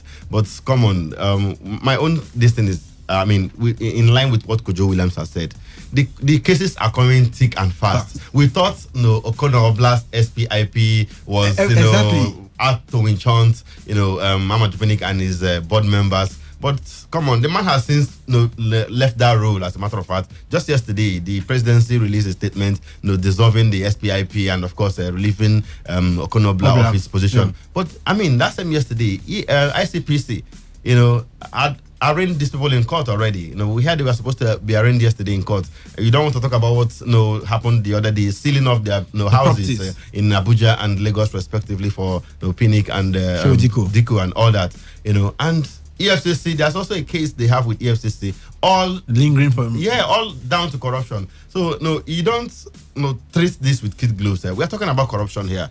The government of the day say they are out to fight corruption at all levels and what have you. But if you have corruption charges coming from different government agencies then if you look at it very well, it's coming from somewhere. I don't think EFCC will just look up one morning and create a case that never existed. Let's not forget, all this started with the petition wrote by James Peters. James Peters, exactly, the former coach of the national team. At the end of the day, it's unraveling every day. So many issues are coming up. Now it will affect our football generally. Now look at it. The league might not even start on the 22nd as earlier scheduled, because the people involved are running from pillar to post, trying to clear their names, from one corruption charge or the other. And no news about concerning it yet. No statement. We might not even get the hosting rights to the FIFA Under-20 Women's World Cup. FIFA said they will make an announcement on the 12th of September. Today is 18th of September. They haven't made the announcement yet. It could be tied to what is happening in the country regarding the corruption charges on the NFF officials and all that. So we are beginning to even lose a lot of things already with this. So we need to clear this. The EFCC, unfortunately, the judicial system in Nigeria is very, very slow, such that this case can linger till the next 7 years. Let me take you back to Sani Lulu. Their case, himself, Bolajo Joba, and Damansu Chebulam, when they were in office, their own case finished when? Just last year. And they were there from 2006 to 2010. 2006 to 2010. It took them 8 years to clear their names from corruption charges. So that is where we are right now. Amaju Pinnick can fight this till the next 10 years, and it's not even over. And of course, we seem to have been going back and forth with all this noise and troubles coming from the glass house. How does this affect football in the country in the long run? The thing is, when the root is dying, what happened to the branches? They will certainly fall by the wayside. They will certainly die as well. You could recall when we had that unwanted 7 months break. How did it eventually turn out to our league? Maybe that was the reason why we had that abridged league. That in the end, many people questioned the champions and all that. So it's eating deep into our football. Now, you could recall again, although many will argue that this has been more of a recurring case, talking about the performance of our clubs in the continent. It is also sitting up to that level. We are having poor performance, disappointing performances of our club right there at the continent. You can also trace it to what is happening to the system itself. So when the system is not properly coordinated, you can always expect that certainly the branches of the systems, the areas where the systems are being being involved, will certainly suffer as well. So it's eating up. Top striker, lest I forget, the interview you played, that of Amaju Pinnick, when was it granted? When did he say that those things he said there? It was granted just before the AFCON. Just before the AFCON. It means this year. Okay, because I recall he said that we have qualified for every tournament FIFA and CAF since they took over, something like that. Yes. Now, but that's not exactly true, because we failed to qualify for the FIFA Under-17 Women's World Cup last year. We also failed to qualify for the CAF Under-17 AFCON and the CAF Under-20 AFCON for 2017. Yeah. So most times when these administrators talk, they talk to appease you, make you sound very good and make you sympathize with them and all that. So I'm not saying I won't say more than that, but that's just to point out that error in what he said there. But how much more will this linger and affect our football? Looking at the fact that we heard that sponsors are pulling out from the MPFL sponsoring, that's why the league might not be starting on the 22nd. And as long as these sponsors don't want to get themselves smeared in this controversy and they pull away from the league, and Amaju Pinnick and Shehu Diko keep fighting to clear their names of this, are we going to see a longer period than the 7 months we witnessed during the World Cup last year for the football in the country not to be on hold? That's right. The point is that if these monies are not coming from the sponsors, how is the LMC going to run the league? We are talking about sponsors that are into contractual agreements already with the LMC. They are not forthcoming. They are not paying what the monies are supposed to pay the LMC. We heard from Michel Obi yesterday, and he did say, because he is the one that himself, his company brokered the deal between LMC and Nigerian breweries. That multi-million naira deal. His company brokered that deal, and Nigerian breweries are not willing to even pay again because of the issues. Where would you pay to? A man that is facing corruption. It means the money we have been giving in the past has been it has not been well utilized and all that. So wait until that case is cleared before we begin to even pay. ITO might eventually want to do a similar thing for the NFF and all that, and it will affect all that we are doing here. Last year we talked about it was about Giwa and Amaju Pinnick, the court cases. How the sponsors threatened, giving ultimatum 2 weeks to resolve that matter, or they pull out and all that. We saw how it lingered 7 months. The league, it took the league from June 2nd till January this year and all that. So top striker, we might be going back to that level as it stands right now. We might be going back to it because it is what is just before us right now. The league will not even start this month. Not next month. We are hearing tentatively, November. But if this problem lingers, it's a question of next year, and we'll play another bridge league next year. I don't know. Someone can remind me, lest I forget. Have Amaju Pinnick ever appeared before any constituted panel since this whole saga came up? I'm not sure. He's always either he's in FIFA or he will always tell you they put it out in the newspaper. But they call his lawyers to He has lawyers. So what happens to a case whereby we've had cases of this nature, and most times it's required that the person in question appear before the constituted panel or the court. Or the court to take a plea. Successful dribbles in Europe top 5 leagues are second only to Arsenal's. He's won more tackles, dribbles rather, while Arsenal's Pepe is second on that list. What do we make of this? This is something to cheer about. We also told you that Asad Oshoala is not the new captain. According to Christopher Danjuma, does this give more room to the fact? Is he not the coach? Interim coach. What do you think about that? You can call Asad the interim captain too. Let's go to the phone line 0817-0000-951 and 0810-951-0951. Hello, good afternoon.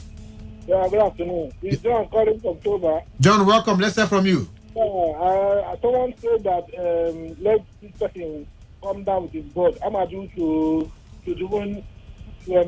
leave his post. We all know that it will never happen. Amaju will not resign. It will never happen. In Nigeria, we will not do the right thing. We will wait for people to sack us. Amaju will not retire. I want to talk about Super Eagles Falcons giving Oshoala, the Danjuma guy giving Oshoala the captaincy. I see as it's too soon on club 4. He has no I don't know. Well, them, sir. Okay, thank you so much. It's the short of words. I keep the calls coming through. 0817-0000-951 and 0810-951-0951. 0817-0000-951 and 0810-951-0951. For SMS and WhatsApp is 0701-9339-962. Hello, good afternoon. Good afternoon, my brother. Your name and location, please. My name is Kenneth Ohano. I'm calling from Bolivo. Welcome to the program. Let's hear from you. Thank you. I want to talk about the Falcons captainship. Go ahead. That coach that did that thing, what he did is he showed that they are all annoyed with that very foreign coach, because for him to they appointed him as an interim. He just come in and change everything overnight, meaning that it is a sort of conspiracy against that coach. So they never want that coach back. So that thing that man did is wrong. It's very, very wrong. That other captain should be reinstated. If that foreign coach will be reinstated, that one should be reinstated. And this man, what he did, he deserves penalty. He should be penalized for that. Okay. Thank you. That's my own. Okay, thank you so much. He deserves a penalty for that. And of course, before we go to take some messages, let's just stay with the phone lines. Hello, good afternoon. Hello. Hello, good afternoon.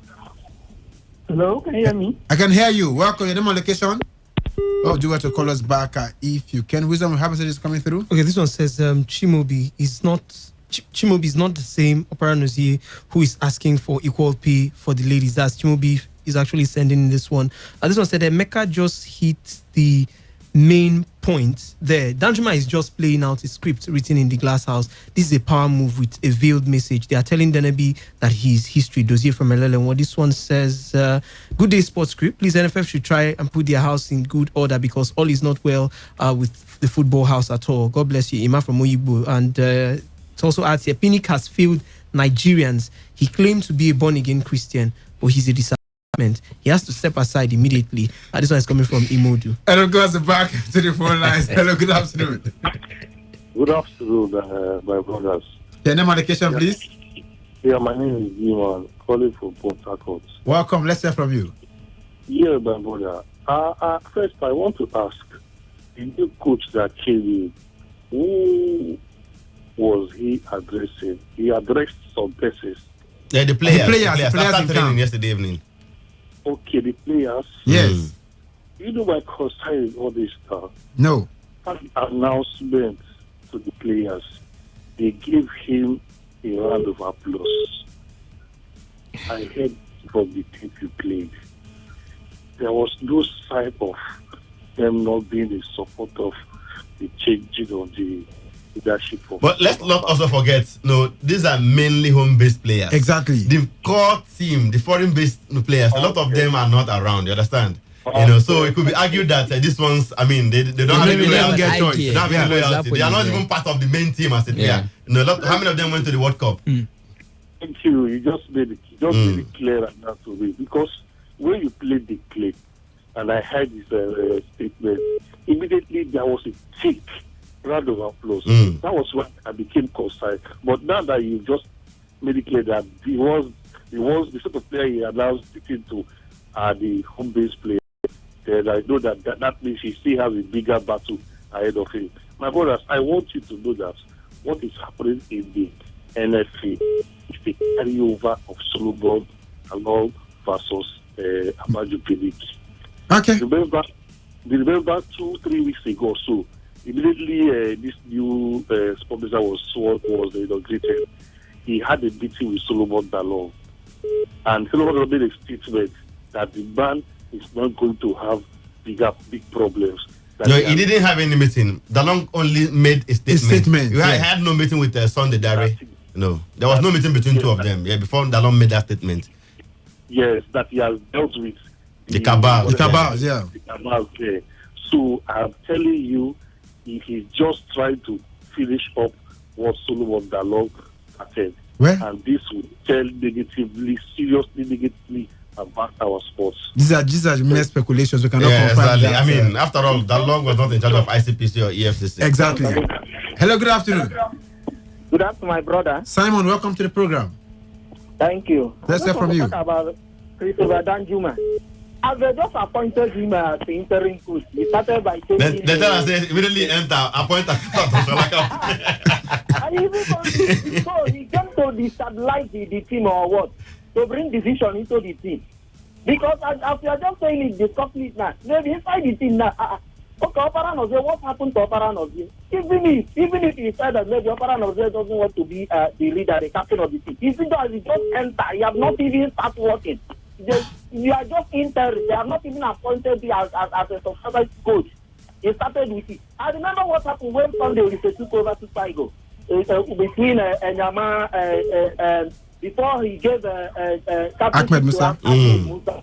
Let Ahmed Musa return the captain now to Nike when Siasia was about the coach for that back-to-back Egypt qualifier. I don't know the Christopher I mean, to think well. Not to just go there and scatter the team. Okay. Thank you so much, Simon. I think I feel your pain right there. Everybody's trying to air their opinion. I think Danjuma is trying to play out a script for the girls. Of course, he resumed training. He's already trained with the girls, so he made the announcement after training yesterday in Abuja. Hello, good afternoon. Top striker. Lawson, welcome to the program.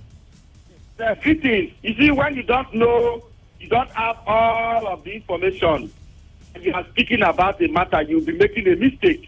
Don't forget, politics is played to capture, you understand, political power. It's played to capture anything that you think you can capture. So there is politics in football too. We don't know why. There is just like what Wisdom said. We don't have all the stories. There must be a reason. You don't come that a coach is gone doesn't mean the captain has to go. That is not the way. But for the captain to go, it means there is a reason. So I think what we should be doing is to probably ask him why he is changing the captain. And perhaps maybe we'll be better informed to speak. But for now, I don't think we have all the information. We are just merely speculating. We don't know. Perhaps he was part of the outgoing coach, a part of the politics that the outgoing coach played, and this one don't like it. So that's just it for me. That's what I think. Thank you. Thank you so much, Lawson, for your take. Hello, good afternoon. Hello, good afternoon. Your name and location, please. My name is Victor. Victor, welcome. Let's hear from you. Thank you. We say Samuel Kalu completed more dribbles. Yes. We need more goals. You need more goals. Yes. They will do the one for goals. There is one for dribbles. Thank you so much. Let's go straight to the European scene and tell you about the Champions League games that played last night. Of course, Dries Mertens' penalty and a later Fernando Llorente goal condemned Liverpool to a 2-0 defeat in their Group A Champions League opener against Napoli. Belgian forward Mertens has scored from the penalty spot after Liverpool defender Andy Robertson was judged to have fouled Jose Callejon. Former Tottenham forward Llorente then capitalized on a mistake from Virgil van Dijk in stoppage time to roll the ball past the goalkeeper. Talking about Adrian. And of course, right there, it's shocking. Van Dijk made the mistake. So some games played yesterday. Inter Milan 1, Slavia Prague 1, Lyon 1, Zenit Petersburg 1, RB Leipzig, RB Salzburg 6, Genk 2, and Napoli 2, Liverpool 0. Dortmund and Barcelona played at a goalless draw. RB Leipzig defeated Benfica 2-1, as Ajax defeated Lille by 3-0, and Chelsea lost at the bridge to Valencia by a goal to nothing. Liverpool, quickly, Wisdom, let me come to you. What went wrong for Liverpool and Chelsea on the night? Well, for Liverpool, they dominated a good part of that game. That penalty was just the problem. Looked like a soft penalty if you want to go emotionally, but logically there was actually a contact, and Callejon was brought down there by Robertson, which led to that penalty. So I think for me that was just when that penalty got in, they all went out to attack, and in the process, Llorente got a break, then got that goal. But for Chelsea, there was a big issue in that game, Barkley and Willian, who was to take the penalty. Barkley felt really confident, yes, and went on to take that penalty and found a way to hit the crossbar with that one. But the question is still around, who was actually supposed to be the penalty taker? Did he do more than he was supposed to do? And all that. But very sad night for Liverpool, the first team since '94 to actually win a Champions League and lose their very first game. Very sad one for them. Of course, they should be able to bounce back. Just as Carlo Ancelotti said, they can lose the first game and still go on to win the Champions League. And of course, Reliance, what went wrong? Dortmund, Barcelona, was it the fact that they were a bit lackluster, or they were just too brilliant? I think it was more like a 50-50 performance. If you want to say that Dortmund were brilliant, then they should have won that game, because trust me, at some point in the second half, they were able to hold on to position of the match. Earlier on, Barcelona, enjoyed most of the position, just like it's always expected of them, but later on they kind of had a way to come back into the game. They had a couple of chances that they should have buried. Yeah, they missed a penalty. Had his penalty saved by the second. So if they were that brilliant, then they should have been able to seal the game. But I think it was a case of lackluster on the side of Barcelona, who also dominated but couldn't find a way to get the goal. Even when Messi was introduced, he was all marked, 4-5 players always around him. So it was more of a 50-50 between both sides. Emeka, who was the biggest loser for you on the night? It has to be Chelsea. Nobody expected them Liverpool? to no. We were playing away from home. I mean, it was a potential banana no peel game for Liverpool. Napoli are a decent side under Carlo Ancelotti, a man who knows English football very well, having worked with Chelsea in the past, won the league with them and the cup as well. And he's a cup specialist there, so it wasn't a surprise that Liverpool lost there.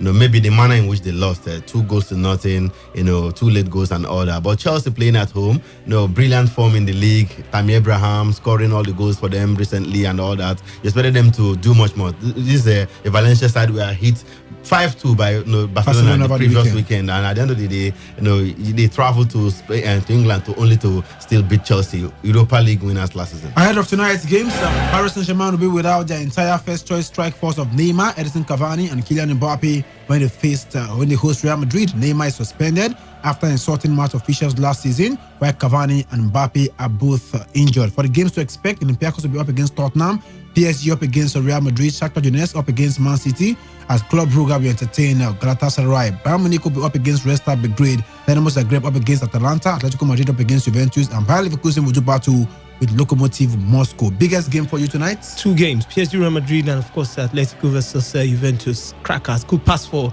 a Champions League semi-final or even a quarter-final. I think those 2 games should be where the eyes will be on tonight. Emeka, yours? It has to be PSG Real Madrid. Unfortunately, that's just it. But of course, look at the names of these 2 teams. Perennial winners. Domestically, it has to be PSG. Continentally, Real Madrid have won the 4 of the last 5 editions of the UEFA Champions League and all that. So you think somehow that should be the star match. The unfortunate thing is that Mbappe will not be playing, not even Neymar nor Cavani. Could be a breakthrough night for Icardi. Let's see how it pans out. I mean, he's the season campaigner as well with Inter Milan, where he's on loan now at PSG. But come on, that fixture should stand out as the biggest of the night. Reliance, your pick?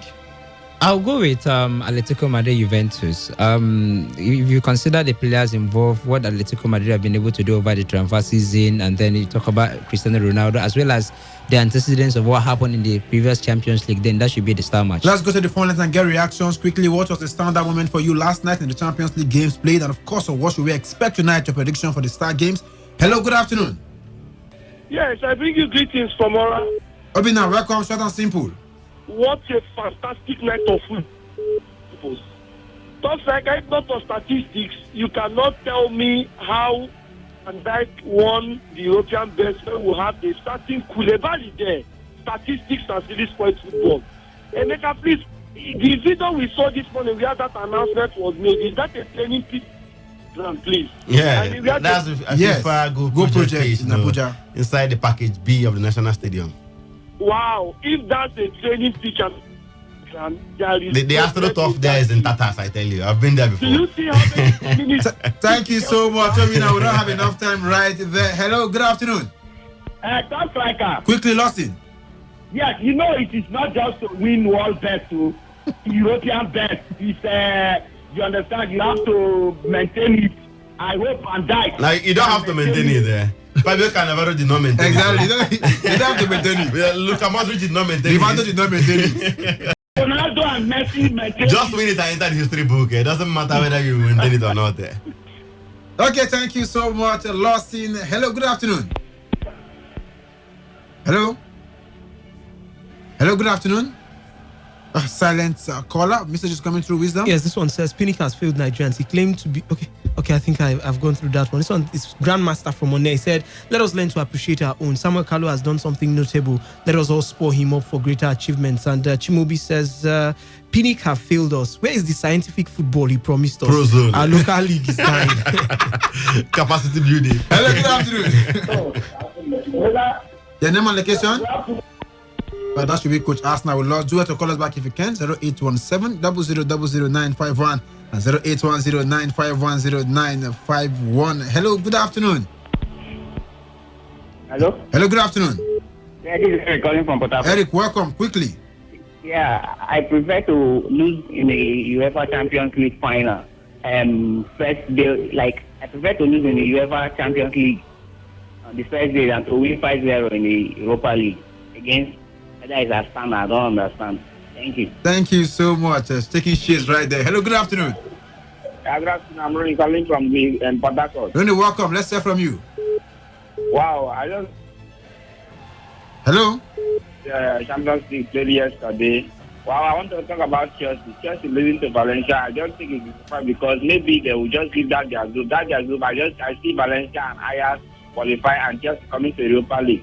So if they come to Europa League, you just try their best because they are not going to see anything from that Europa. Thank you so much. Hello, good afternoon. Good afternoon. Your name and location, quickly. This is the Liverpool touchline. Let's hear from you quickly. Yes, I'm very happy that Liverpool lose, but we know that that championship belongs to us back to back. Okay, thank you so much. To make your prediction, Madrid, PSG. Madrid. Madrid. A draw.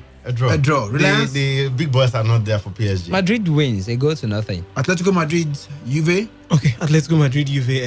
Atletico Madrid to get a draw with Juve. 1-1 draw. And of course, this is a wrap on the show this afternoon. Many thanks for your listening pleasure. Many thanks for Reliance who put this together. Many thanks to Emeka Den and Wisdom Obina. If not for anything, at least for your heart. Do some sport journals tomorrow morning at 7:30 a.m. for Sports Attack.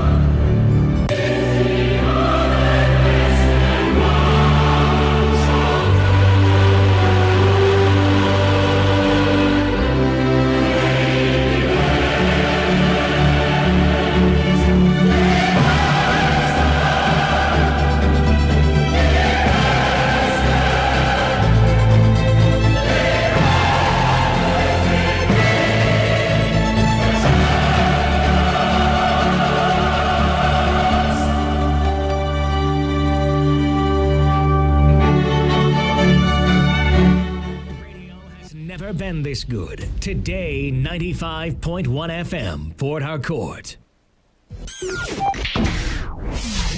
Today, 95.1 FM, Port Harcourt. News update.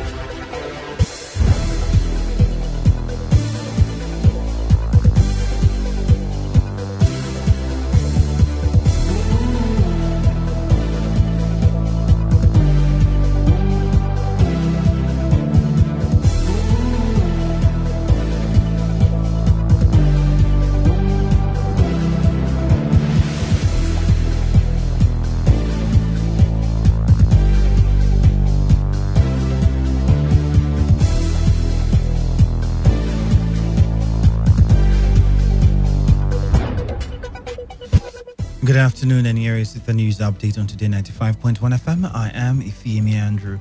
The Chief Justice of Nigeria, Justice Tanko Muhammad, will next week Monday swear in 38 new senior advocates of Nigeria at the main courtroom of the Supreme Court. The swearing-in ceremony is one of the several programs lined up to commence the 2019-2020 legal year of the Supreme Court of Nigeria. As part of events marking the new legal year, Chief Justice of Nigeria will deliver a State of the Judiciary address to highlight the performance of the Supreme Court and the Nigerian judiciary. And the Central Bank of Nigeria has directed that effective today, Wednesday, September 18, cash deposits and withdrawals from individual bank accounts are to attract additional charges. In a circular to all deposit money bank, the Director Payment System Management Department of CBN, Sam Okojere, said henceforth 3% processing fees would be paid for withdrawals and 2% for deposits of amounts above 500,000 naira for individual accounts. Similarly, corporate accounts will attract 5% processing fees for withdrawals and 3% processing fee for lodgements of amount above 3 million naira. The charges would be in addition to already existing charges on withdrawals and will be aimed at encouraging its cashless policy. CBN directed that the charge on deposits shall apply in Lagos, Ogun, Kano, Abia, Anambra, and Rivers states, as well as the Federal Capital Territory. And Yoruba social cultural group Afenifere has said political permutations ahead of the 2023 general elections are already playing out in the presidency. Afenifere alleged that from the look of things, Vice President Yemi Osinbajo's office has been rendered useless, impotent, and irrelevant. Spokesman for Afenifere Yinka Odumaki in an interview with the media said the group is watching as events unfold. It may be recalled that the economic management team led by Vice President Osinbajo was dissolved on Monday and replaced with an advisory council that would report directly to President Muhammadu Buhari. And the controversy surrounding the issue of the oil mining light lease, OML 25 in Kula Akokotoro local government area of Rivers State, has been finally resolved by the federal government. This follows an agreement reached between oil giant Shell, indigenous oil company Belema Oil, and the federal government for operations at the oil well to resume in the next 10 days. Minister of State for Petroleum Resources, Timipre Silva, while signing the agreement, appreciated all the parties, stressing that the step signified the beginning of a new chapter in the industry, adding that the biggest beneficiaries of the agreement were not the companies, but the communities, especially those in Belema who had begun suffering since the beginning of the dispute. It's not just losses from pipelines, but we also consider as loss to the country assets that can be produced that for some reason are just bogged down by all kinds of legacy issues and are not being produced. So we will ensure that all production that can be, every asset that can be produced will be produced during this. Earlier, Group Managing Director of NNPC, Mele Kiari, said the development was a big achievement for the corporation. For this period, and number of disruptions that are going on, including the social life of the members of those community. For us, that's the most important element of this dispute to resolve, so that these communities can have their lives back and we can restore peace and development to these communities. Managing Director of Shell, Sagi Osumbo, said the company will launch extensive projects that will better the communities. We hope with the spirit of the agreement we have reached, they will peacefully vacate the facility so that petroleum operations can resume. And to the benefit, because when there's operations in the communities, there are jobs, there are contracts. we have also an extensive community development efforts to launch. So we hope we can engage many of the people in the community, and including those who are presently occupying the facility. The issue concerning OML 25 had been raging, with women from the host communities occupying the platform in protest against Shell's refusal to divest the operatorship to Belema Oil. And on the foreign scene, Philippine President Rodrigo Duterte has renewed an offer of big rewards for hundreds of convicted murderers and rapists set free in a corrections bureau blunder, and said he would be happier if they were caught dead rather than alive. The release under a good behavior reward program of more than 1,700 criminals guilty of dangerous offenses has been a huge embarrassment for a crime-busting former mayor who was elected almost entirely on promises to make the streets safer. Duterte is a former prosecutor notorious for a deadly war on drugs that has caused international alarm and countless urban legends of his gangster-style approach to fighting criminal enemies during his 22 years as mayor of Davao City. The Good Conduct Law was passed under Duterte's predecessor to try to reduce the populations of some of the world's most crowded jails. That's it on the news update. Thank you for your time, and bye-bye for now. Port Harcourt, are you ready? Today, 95.1 FM, the voice of the people.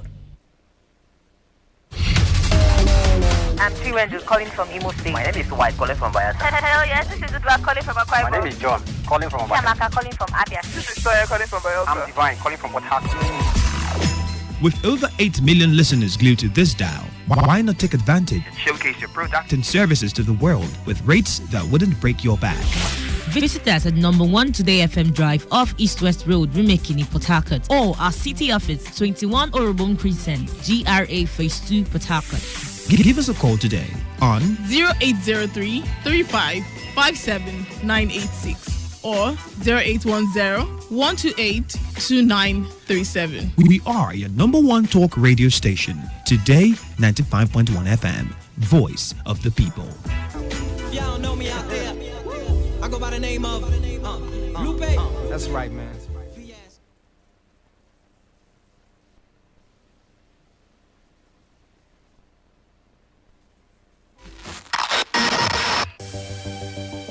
Here at Today, we bring you what you need to hear. This is what they're going after. They're not going to let me learn. It has to be applicable to all situations. No, it cannot be, because when the evidence... Some people are not sure of 1 meal a day in a society with such huge potentials. If a criminal passes that place, whichever means he used in passing, and you turn around to blame the citizen, for instance, people will ask you, were you not there? Malaria kills Nigerians. Malaria.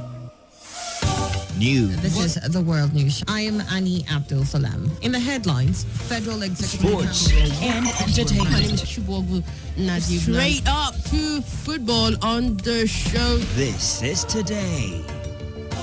Every day, 24/7, 365. We are your official all-year radio station.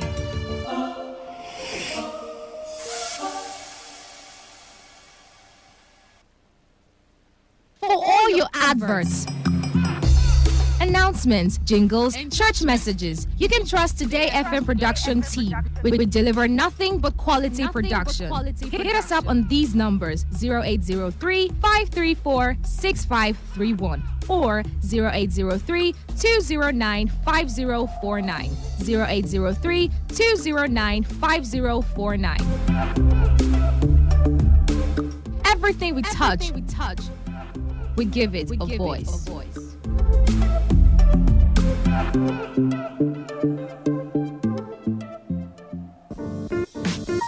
Cultism is a monster whose ravaging effects have left tales of woes such as loss of lives, kidnapping, drug abuse, threats, destruction of properties, blackmail, rape, and many other ills in society.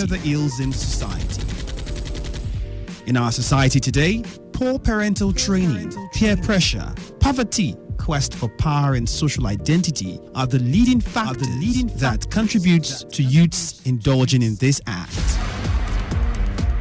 Again, peace can be restored to our society only and only if we attach value to human lives. And this would bring about rapid development to our community. Say no to cultism. This message is brought to you by Today95.1 FM, voice of the people. Hey, you want to speed drive? Come on, go to the racetrack. You want to smoke? Not on the steering wheel. You want to drink alcohol? Don't do it on wheels. Go to a bar and don't drive afterwards. Seatbelts are not for fancy. They're there to save your life. Know your traffic rules and obey them because they are for your own good. Drive with care because life is dear.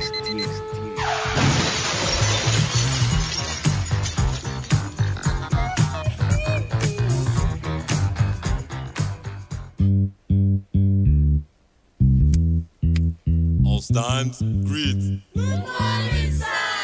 Good morning. You're welcome to Jagbajantis High School. My name is Sound Sultan, your new mathematics teacher. By the way, do you understand Pidgin English? Yes, sir. Okay, now what we go use henceforth? Okay, carry your pen. Carry your paper. Fem for my class. People of this world, them plenty. The sins of this people, many, so many. Many times plenty, multiplier. Many times plenty, multiplier. Multiply am the answer you get now waiting they make poor man they cry. The answer you get now waiting they make rich man they mess and leaders they lie. The answer you get now waiting they make young boys and girls join party gang. Answer you get now waiting they make innocent man rot inside the jail. Get it, and then agree to grant and bail. Get it.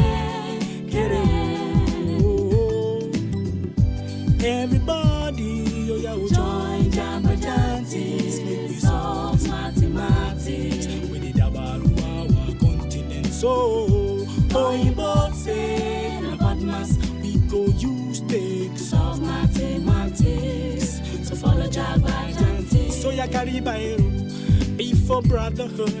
Love your neighbor as yourself, oh for objectivity. Be objective, gentlemen. For democracy. No matter how bad it is, in the military. Now M for modification of our behavior, let's stand to the same behalf. A, accountability. If you've been a chop money, I beg you take them easy. S for solidarity. United we stand, divided, oh my shell. We enter new millennium. Nigerians like 120 million. One gone. One population of 6 billion. 6 billion. Divide that 1 by 120 million all together. Oh yeah. All together. The answer you get now waiting they make people they jar. Come on for Niger. Answer you get now waiting they make people want travel. By hook or by crook. The answer you get now waiting they make people they sleep for embassy for visa. Answer you get now waiting they make people they sell them property for ticket. Get it. Then the travel see.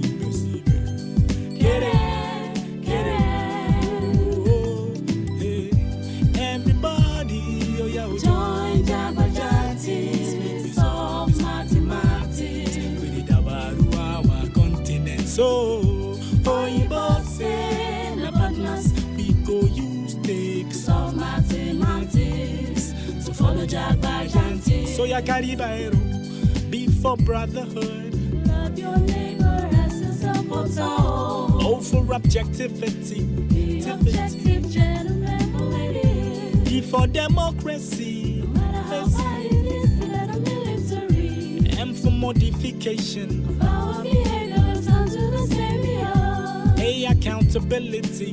If you've been a chop money, I beg you take them easy. S for solidarity. United we stand and divided, oh my shell. You just the HSCity. Shut it go. And there's the VG City. Shut it go. Right go level for HSCity. HSCity. Rich man corner be VG City. VG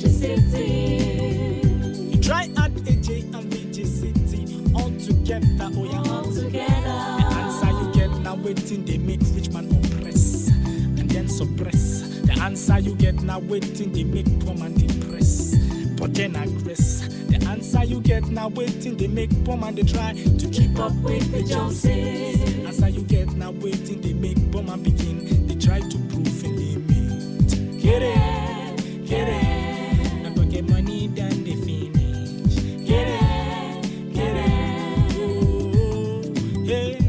Everybody, oh yeah, join Jama Jantis, solve mathematics. With the Dabaru, our continent, so Oibo say the bonus, we go use takes of mathematics.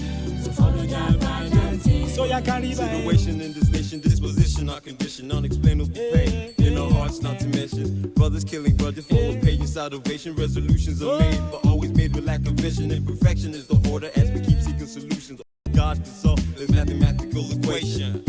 Thanks for your contribution. Now, any more questions? It all begins with breaking news.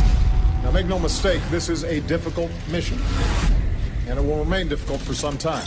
Then it keeps trending. Events, issues, personalities, all struggling to gain attention. But in the race for deadlines, the intrigues, power play, undercurrents are often missed or underreported. Insecurity here is basically a product of poverty. But not anymore. As the platform on radio steps in to fill the missing links on events, issues, and personalities in the news. I'm not afraid of anybody. The platform on radio serves only the hottest topics and trending issues. Only on Today 95.1 FM. 95.1 FM. Port Harcourt. Every weekday at 4 p.m. Get on the platform on radio and be served.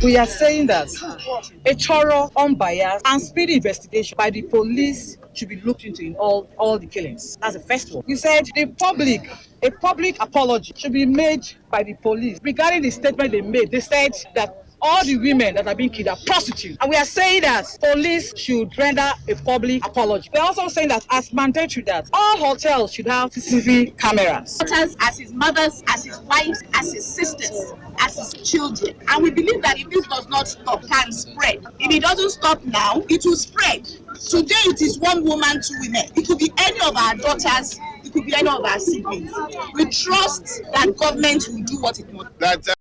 At July ending, civil society Rivers State, who had captured about 147 deaths post-election. We are here today to call for support for the security agencies in Rivers State.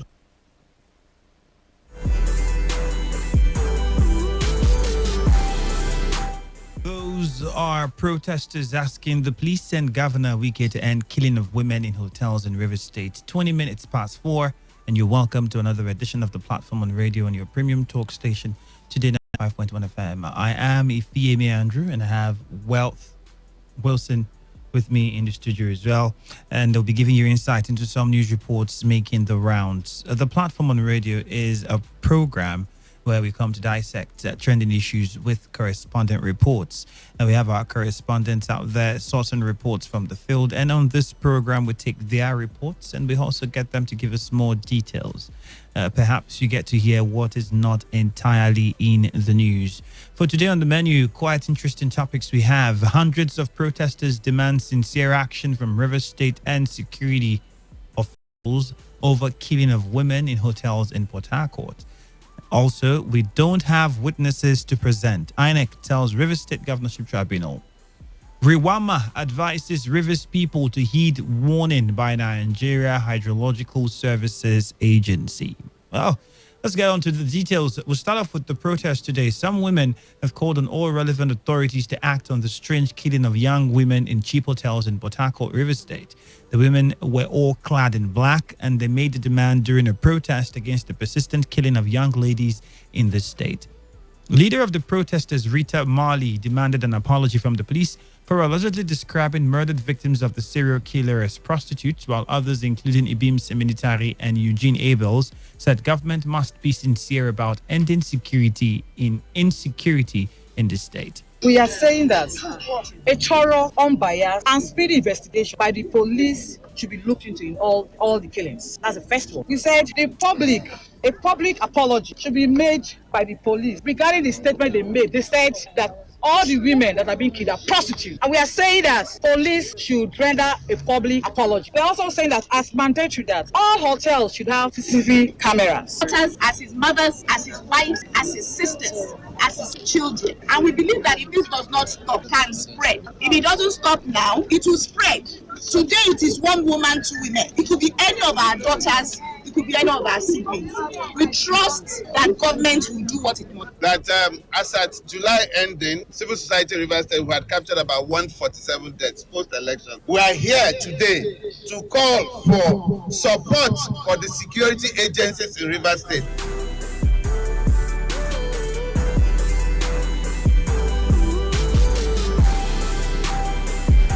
Responding to the demands of the women, Secretary to the State Government Tammy Danagogo said Governor Nyesom Wike is deeply concerned about the disturbing trend. I can assure you that the governor is heavily concerned. Personally, I am heavily concerned. Yeah. We have held several Security Council meetings with all the security agencies in the state and discussed what should be done.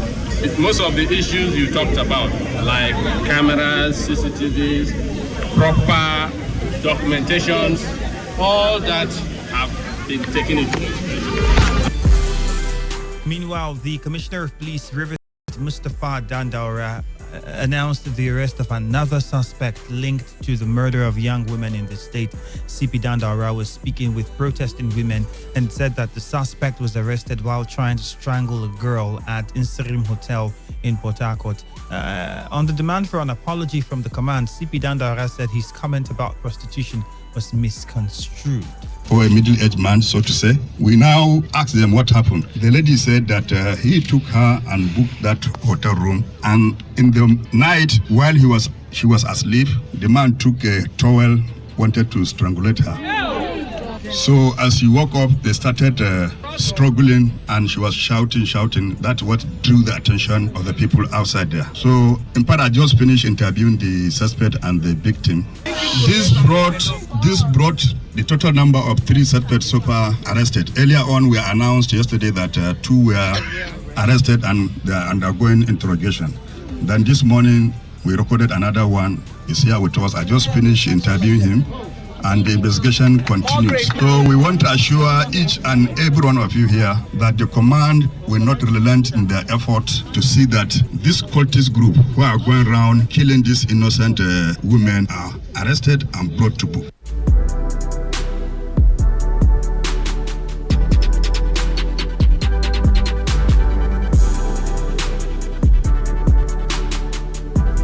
So, talking points are quite enormous, but I think the first thing I would like to say is that we all will recall that Dandaura, the Commissioner of Police, had told the media that 8 victims have so far fallen into the hands of the suspected serial killers. And our correspondent also told us that 77 non-governmental organizations in the state, including Women in Rotary and Nigerian Association of Women, as well as men, participated in the protest. So the question would be, what is the next step after this protest? Let's first, what's your thoughts? What do you think about it? Well, first off, it's a good thing that people are coming out to protest. I mean, it creates more awareness about the whole situation here in River State. And then hopefully the police are on this case. I hear that they already have extra 2 suspects, right? Yeah, so that means that they're doing something, they're putting in effort. So, yeah. Let's just wait and be hopeful that, the real culprits will be apprehended and, they get to face the full wrath of law. All right, we'll wait on that. Meanwhile, we try to get in touch with Elfrida Alerchi, our correspondent. She would be giving us more information on what happened at the venue of the protest. And if there's anything else we're leaving out, hopefully we get to find it out from her. Stay tuned. We'll be right back. You can send your messages, by the way, to 0701 933 9962. I'll take that number again, 0701 933 9962. We'll be right back.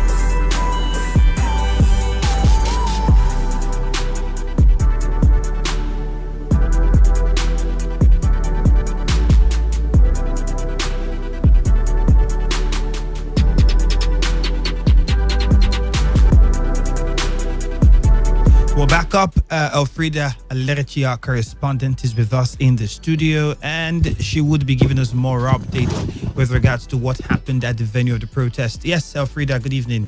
Yeah, Andrew, good evening. We were aware that the Rotary Club, alongside women and men from the Nigeria Association of Women, all protested. They were protesting against the killing of young ladies in hotels. So, yes, what else are we missing from that protest? Okay, nothing more. Just that it's a peaceful protest. They walked down from the press center to Government House, and they were received by the SSG. Yeah, I said it's going to convey their message to the governor. Then they moved to the DSS. They were all carrying different plaques, complaining, different inscription, talking about we need justice, we need these killers, we need police, to even apologize that the commissioner of police said that those girls killed were prostitutes. So that brings us to this specific conversation. So when they got to DSS office, nobody came, but they had to go inside. Representatives went in. I think they gave their communique to them. They came back, went to the River State House of Assembly. They made the deputy clerk and received them. They also appealed to the deputy clerk to, I think the River State House of Assembly should pass a law guiding women, guiding girls. There should be a law. Yeah. Then they got to the police. When they got there in the police, they were received by the commissioner of police. He addressed that they went inside, not outside, unlike before, inside the police premises. They were angry. They were angry with the commissioner for making that statement that the girls killed were prostitutes. But then coming to the commissioner's statement, that's where I wanted to hinge things on a little bit, because he said that it was taken out of point, and when we had that report on the news, But it wasn't directly said that he mentioned that they were prostitutes. Was that what the commissioner directly said? Yeah, Or what it could be understood or implied as meaning what? Yes, that he they said are they misunderstood him, but what he said is that those girls killed. He still made that statement that the girls killed we are prostitutes. That we should advise women we should advise our Children, girls, not just children, the girls. Child. Yeah, don't follow men to the hotel. You don't know them. Why are you doing this? Okay, and their stand, the protesters, their stand is, come on, this is not all. We know some of them who like they gave an instance of a makeup artist. They called her to the hotel. I don't want to make up. You understand? Probably the person wants to do an event, pretending to do an event, and she got there, but she escaped. They also gave an instance of a DJ who was also invited at a show. They paid money into his account, 100,000 naira. By the time he got there, they kidnapped him and took away all his instruments. So most of them, they are saying that not all the girls that it should be. That even if these girls are prostitutes, I mean, they are they human have beings. their rights. That's what All right, saying. thank you very much, Elfrida, for the details there. Thank you. But then let's get on to more topics for conversation because we're running out of time gradually. And this one concerns the governor of Rivers State. And now he has come out to say the shops will be provided for traders who were chased off the streets of Port Harcourt. Governor Wike disclosed this during the commissioning of the newly constructed Rumuwoji Market at Mile 1, Port Harcourt. He said that acquiring spaces in the market will be fair and open, and also added that the market will be managed by a committee to be set up by the Rivers State government. Said my one market, he knows where my one market is. This is Rumuwoji Market. I'm going to set up a management committee that look after this market. If Port Harcourt local government wants to, just come and see us and then tell us that and pay us back some of the money that we spent. There will be free bar marketing of this market. Free bar marketing. If you get it, you take it, it's your business. But if you don't openly here, I have provided another space. If you look down there, we have bought some properties and we have got it done. We are going to build another market there to take mostly those who have been trading on the road. Our correspondent reports that the Rumuwoji market was commissioned by chairman of the Nigerian Governors Forum from Ekiti State. He's also the governor of Ekiti State, Kayode Fayemi. And with that market just commissioned, Rumuwoji market has 2 banking halls. It has a police station, a fire service station, and hundreds of lock-up shops. How many of these markets do we need in River State? Because this is just one in Port Harcourt. How many do we need is a critical question that we need to answer. I know that a lot of people were moved off the streets, and that kind of led to people saying, hey, how do we accommodate these people that we are taking off the streets? That question came up. So we'd like to know from you what you think about this statement from the government, the governor, and how many markets we need in Rivers State.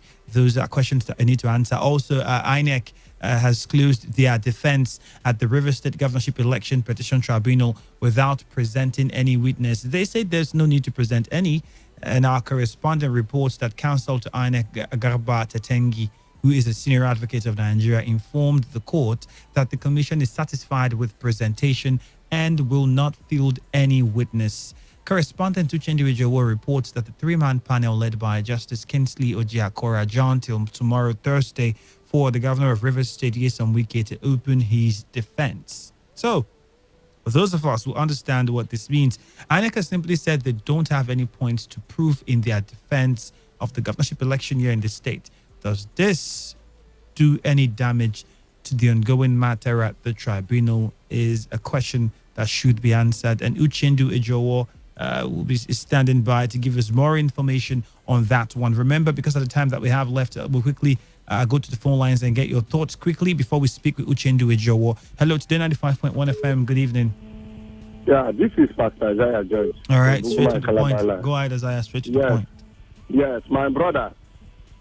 The latest killing of these girls in the hotel, I agree 100% with the commissioner of police. It is a well articulated and calculated and well strategized one to replace the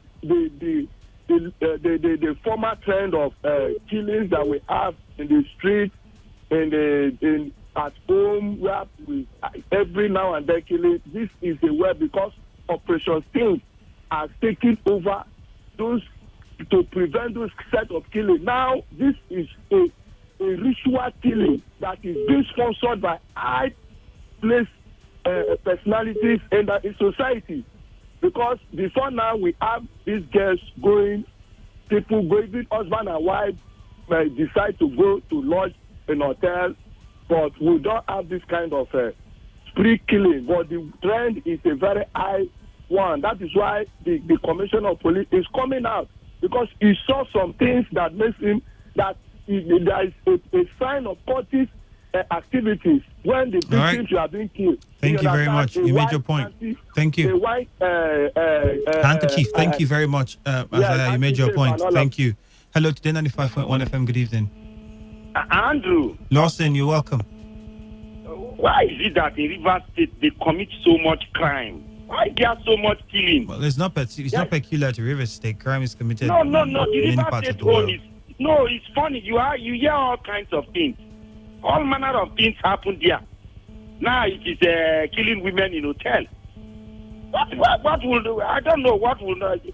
Because a lot of you hear so many stories. No rest. Why? No.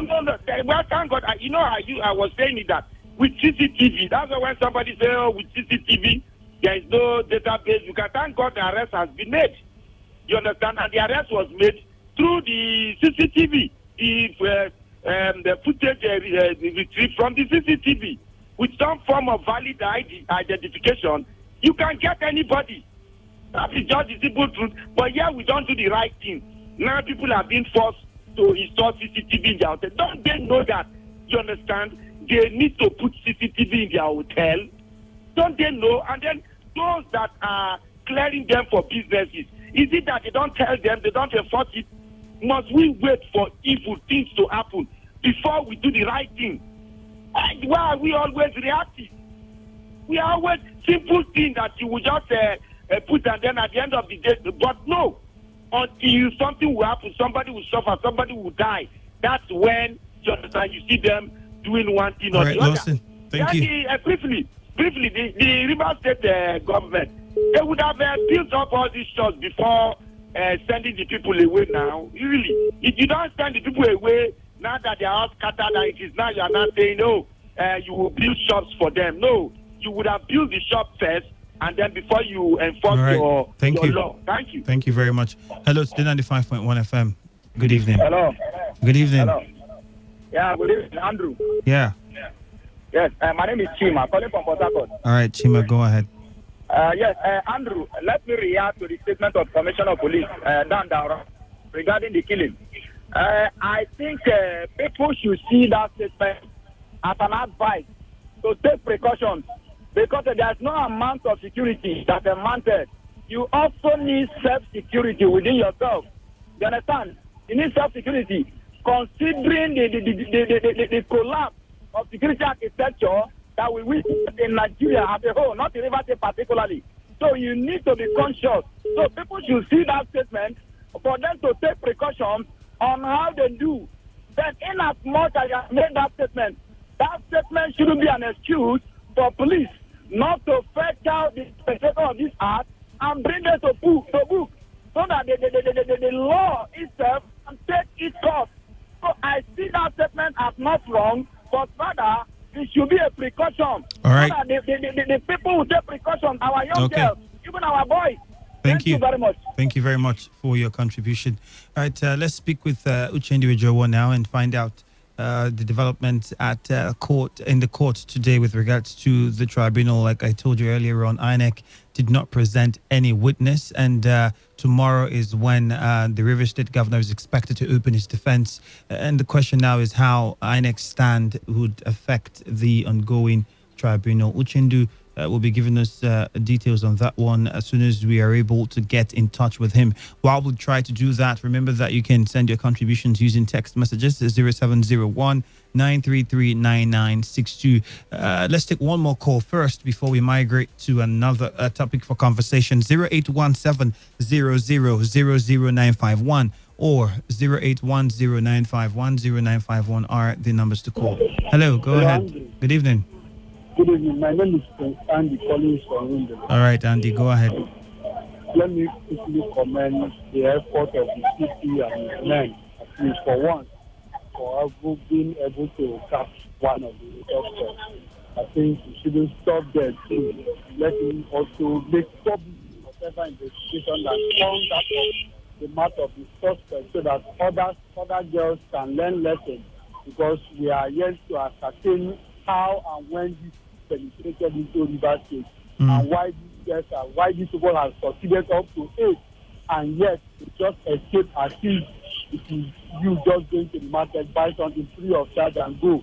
Whether they are prostitutes or not, I think there are some persons sisters, there are some persons relatives, they are human beings and they just don't deserve to die like chickens.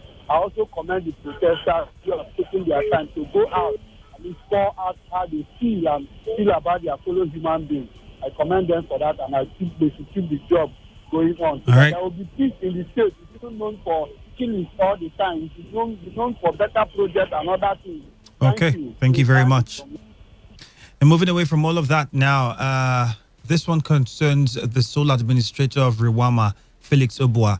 He has now renewed his call on people of the state not to dispose of their waste into gutters and other water channels to avoid blockage of water channel, which results to flooding in the state. Obua made the call in a statement by his media aide and said that the call was premised on the listing of Rivers State by the Nigeria Hydrological Services Agency, NIHSA, among 13 states that would witness heavy flooding in the coming weeks. He regrettably said that flooding incidents were manifesting just as predicted by the NIHSA because people failed to heed the warnings issued by the agency before the onset of flooding season in the country. Obua said the situation calls for collaborative efforts by residents across the 23 local government areas to ensure that the state is not caught up by the impending flood disaster, and also charged the Rivers people to ensure that their gutters and other water channels are regularly cleared of waste. The Rwama boss noted that the agency had often warned residents and those doing business in the state to adhere to environmental rules by not throwing garbage into the gutters and other waterways, as these would impede the free flow of water. Federal agency now consistently listed Rivers as one of the flood-prone states, but do people get the message is the key question, because, I mean, you and I would agree that people still dispose of their waste indiscriminately, mostly into the gutters, health. Oh, well, that's true. It has been an age-long problem. A lot of people do not properly dispose their waste. A lot of people do not understand that they take care of their environment if they want to, avoid cases like flooding and all of that. So, yeah, it's been an age-long thing. And hopefully people get to learn that in the end of the day, even though we do not have we do not have proper drainage. We do not have enough first of all. drainage. Yeah, and then we're not even taking care of the little or that we see. Yeah. Right, disposing waste on the ground in gutters. Yeah, and all of that. It's just an age-long problem, and people seem not to understand that all of this also constitutes the problem that we face as people. Obviously, it does, and that's what Roma is calling on. That's what they are calling on Rivers people. Do not empty waste in the gutters because this would have an effect on all of us in the shortest possible time, especially with the a forecast that we're having saying River State is among one of the states that could experience some high level of flooding in the weeks to come. Let's go back to the phone line to know what you think about this. Hello to Today95.1 FM. Yeah, good afternoon. Good evening. Good evening. Yeah, I'm Wamad. I'm calling from Port Harcourt. All right, go ahead. Yeah, on the statement of Obua or Rewama boss, let me ask him something. Who is the job to clean gutter. Which person is it? It's everybody's job. Now I'm coming now, because when I'm in secondary school or when I'm small, I know that it's the job of local government to clean gutter. Now the job now has been left for the shop owners, all those elderly women. You are expecting the elderly women to enter gutter, start cleaning gutter for you. Why they are paying? I don't think. Let me correct you, Chris. Chris, I don't think what the Remember boss said was that people should clean gutters. He says, try not to dump waste in your gutters, and we know that we do that. Then I'm giving you eyewitness now, and let him know if he doesn't know what is happening. Let me tell him what is happening that they are doing. But, the local government have leave their job now in the hand of people that are doing business. On Thursday, they will ask them to enter gutter, start cleaning gutter for them. Are they local government when they are buying buckets, doing all that thing? What is happening? Where is the money they are paying local government? What is the allocation to the local government? When we are small, it's the job of local government. So Chris, tell his voice to thank you. You made your point. Thank you, Chris. Thank you, Chris. You made your point. Hello, good evening. I lost that call. The SMS portal is still very open. 0701-933-9962. 0701-933-9962. That's the number to call. Hello, Today 95.1 FM. Good evening. Hello. Good evening, Andrew. You're welcome. Yeah, London man calling from Professor. Go ahead. Yes, last time it was women on this, ritually killing women on this for ritual purpose. And this time around is all about killing women in the hotel. I think it's part of the end time activity. I've recorded all these things that have not been happening, started happening, and they know that the end time is near, even if it is not now. And that is to say that people should be careful. People should be careful. Those the people who lodge in the hotel, whatever, and people who stay in their own home. Because the devil and his agents, they are out now. Who knows what's our next strategy? Who knows what will be the next strategy? Whether I'm afraid they will not remember Amen or anybody. But what I'm saying is that, in essence, is that people should be careful the way they go about where they are, where they lodge, even in their respective homes, and what shall do. Because the money they say, according to the Bible, the love of money is the root of all evil. And nowadays, at this end time, the people love money, human beings. So there is no more value for life. There is no more, people don't longer place value, especially these satanic agents. They don't longer place value, especially our politicians. Okay. Some of them are aware of what we're passing through. All right. Thank you very much. You made your point. Thank you. You made your point. All right, we'll be taking some text messages shortly. Remember that the portal is still very open, so you can send your messages to 0701-933-9962. That is the SMS portal for you to send your messages to. If you want to call us, 0817-0000951. Hello. Hello. Good evening. Andrew, good afternoon. Good evening to you. You're welcome. Okay, good evening. Good evening. Yeah, go ahead. Yeah, Andrew, it's about this police. So they have done very well in the issue of arresting these people that they are killing our girls now. Yeah. So I believe they should go around to and check the each of these compound or any of these big yard where they just carry fence cover the compound where you know they see anywhere for the compound. Maybe head of fence they dance more, but at least many people were there outside. They see waiting they put inside the yard. They know as they go use the back. I believe that one go fix some issue. Thank you. Thank you very much. Thank you. Hello, good evening. Yeah, I call back Pastor Isaiah George. Now, let me look at the market issue by the governor. My brother, you know, with some few days to come, even the food garden market will be allocated. And I know vividly well that most of this market, before the people were evacuated for the market to be built, the position was reached that these people will come back and will be given. In fact, their names were being taken to profile them in accordance to the aftermath of what will happen. But you can see that the way things are going, the look of things now concerning the one at MI1 where the governor have gone to commission and the statement coming there.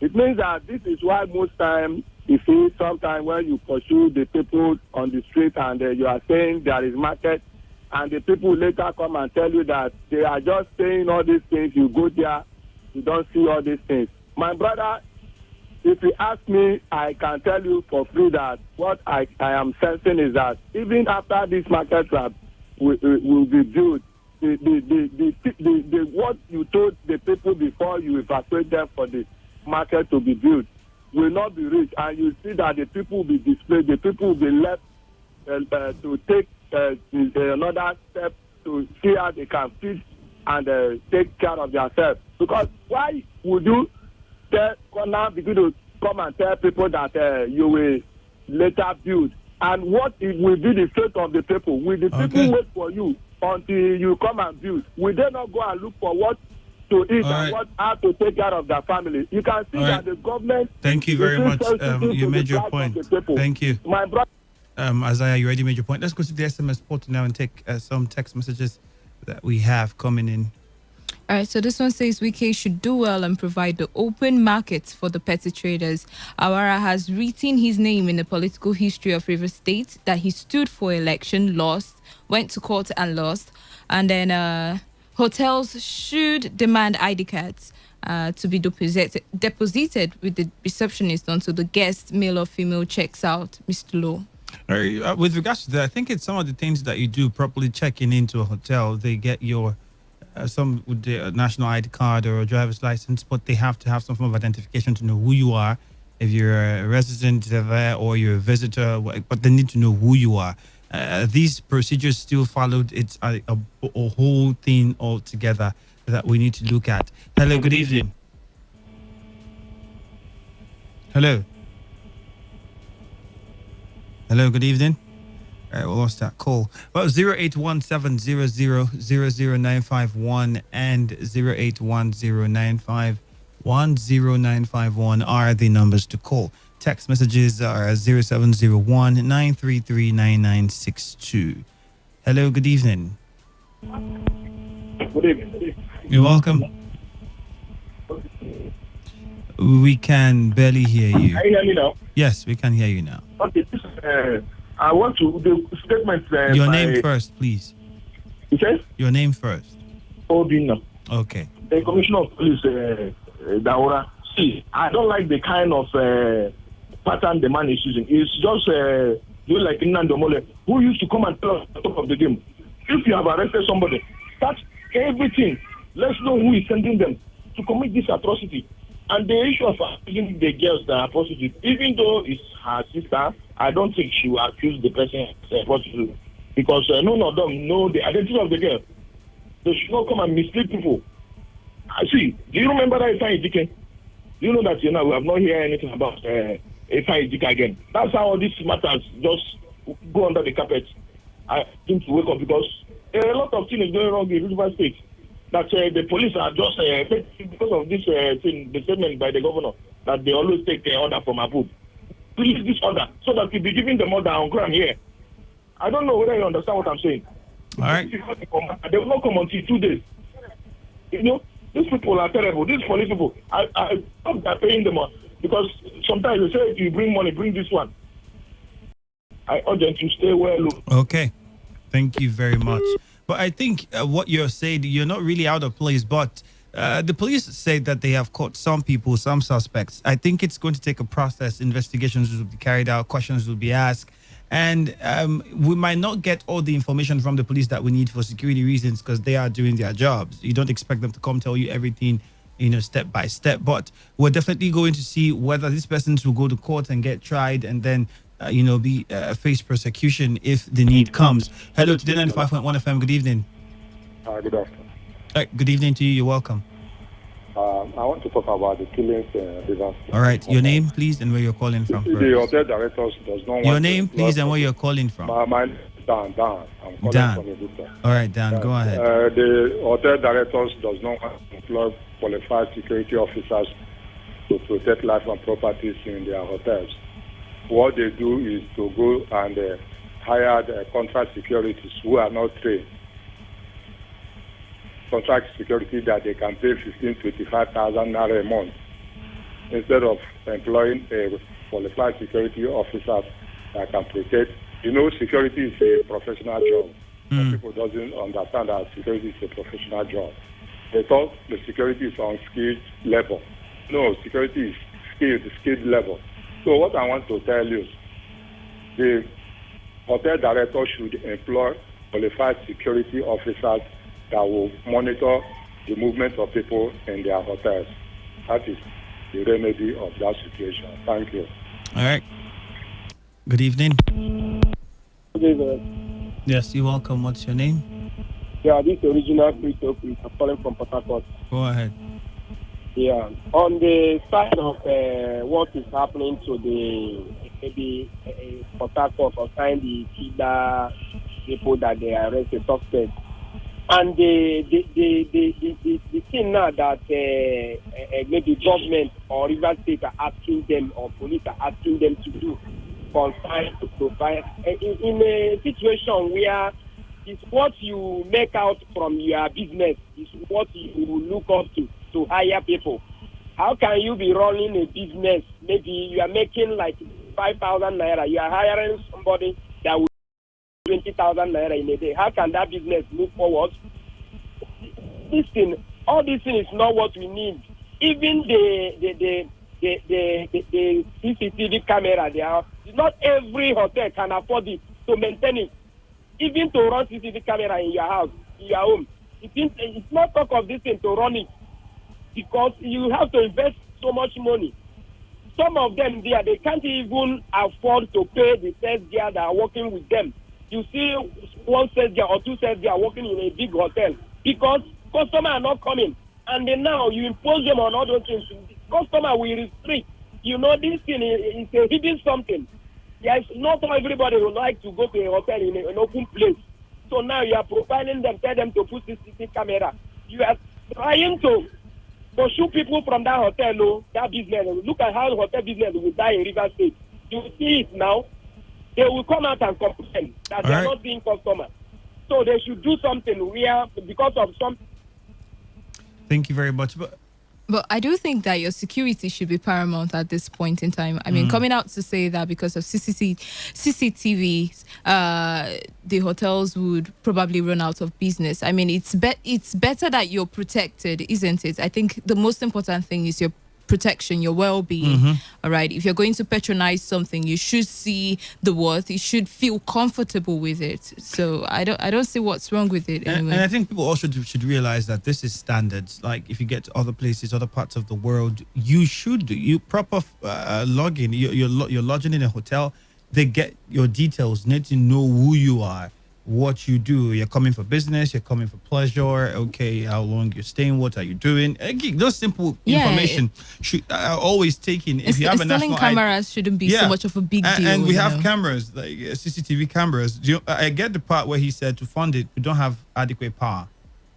We don't have adequate power. So you install a CCTV camera, you're going to need to power it. And then that will mean keeping your generators 24 hours on, perhaps, or however you want to do it. But I think it's something that they have to sit down and look in. But the basic they should really look at first is identifying people that come in. I think that's the first step. When someone comes to lodge, they should identify themselves. A contact should be dropped, if possible, a phone number or something. Somebody has to know who you are before you come lodge there. And then I wouldn't want to stay in a hotel if I don't feel I'm going to be safe. When you want to open a hotel, all right, as the case may be, the first thing that will come to your mind as say the owner of the hotel is luxury for people who want to come and lodge and what about people who can't afford luxury? That's where you now have the smaller ones who might not be able to afford.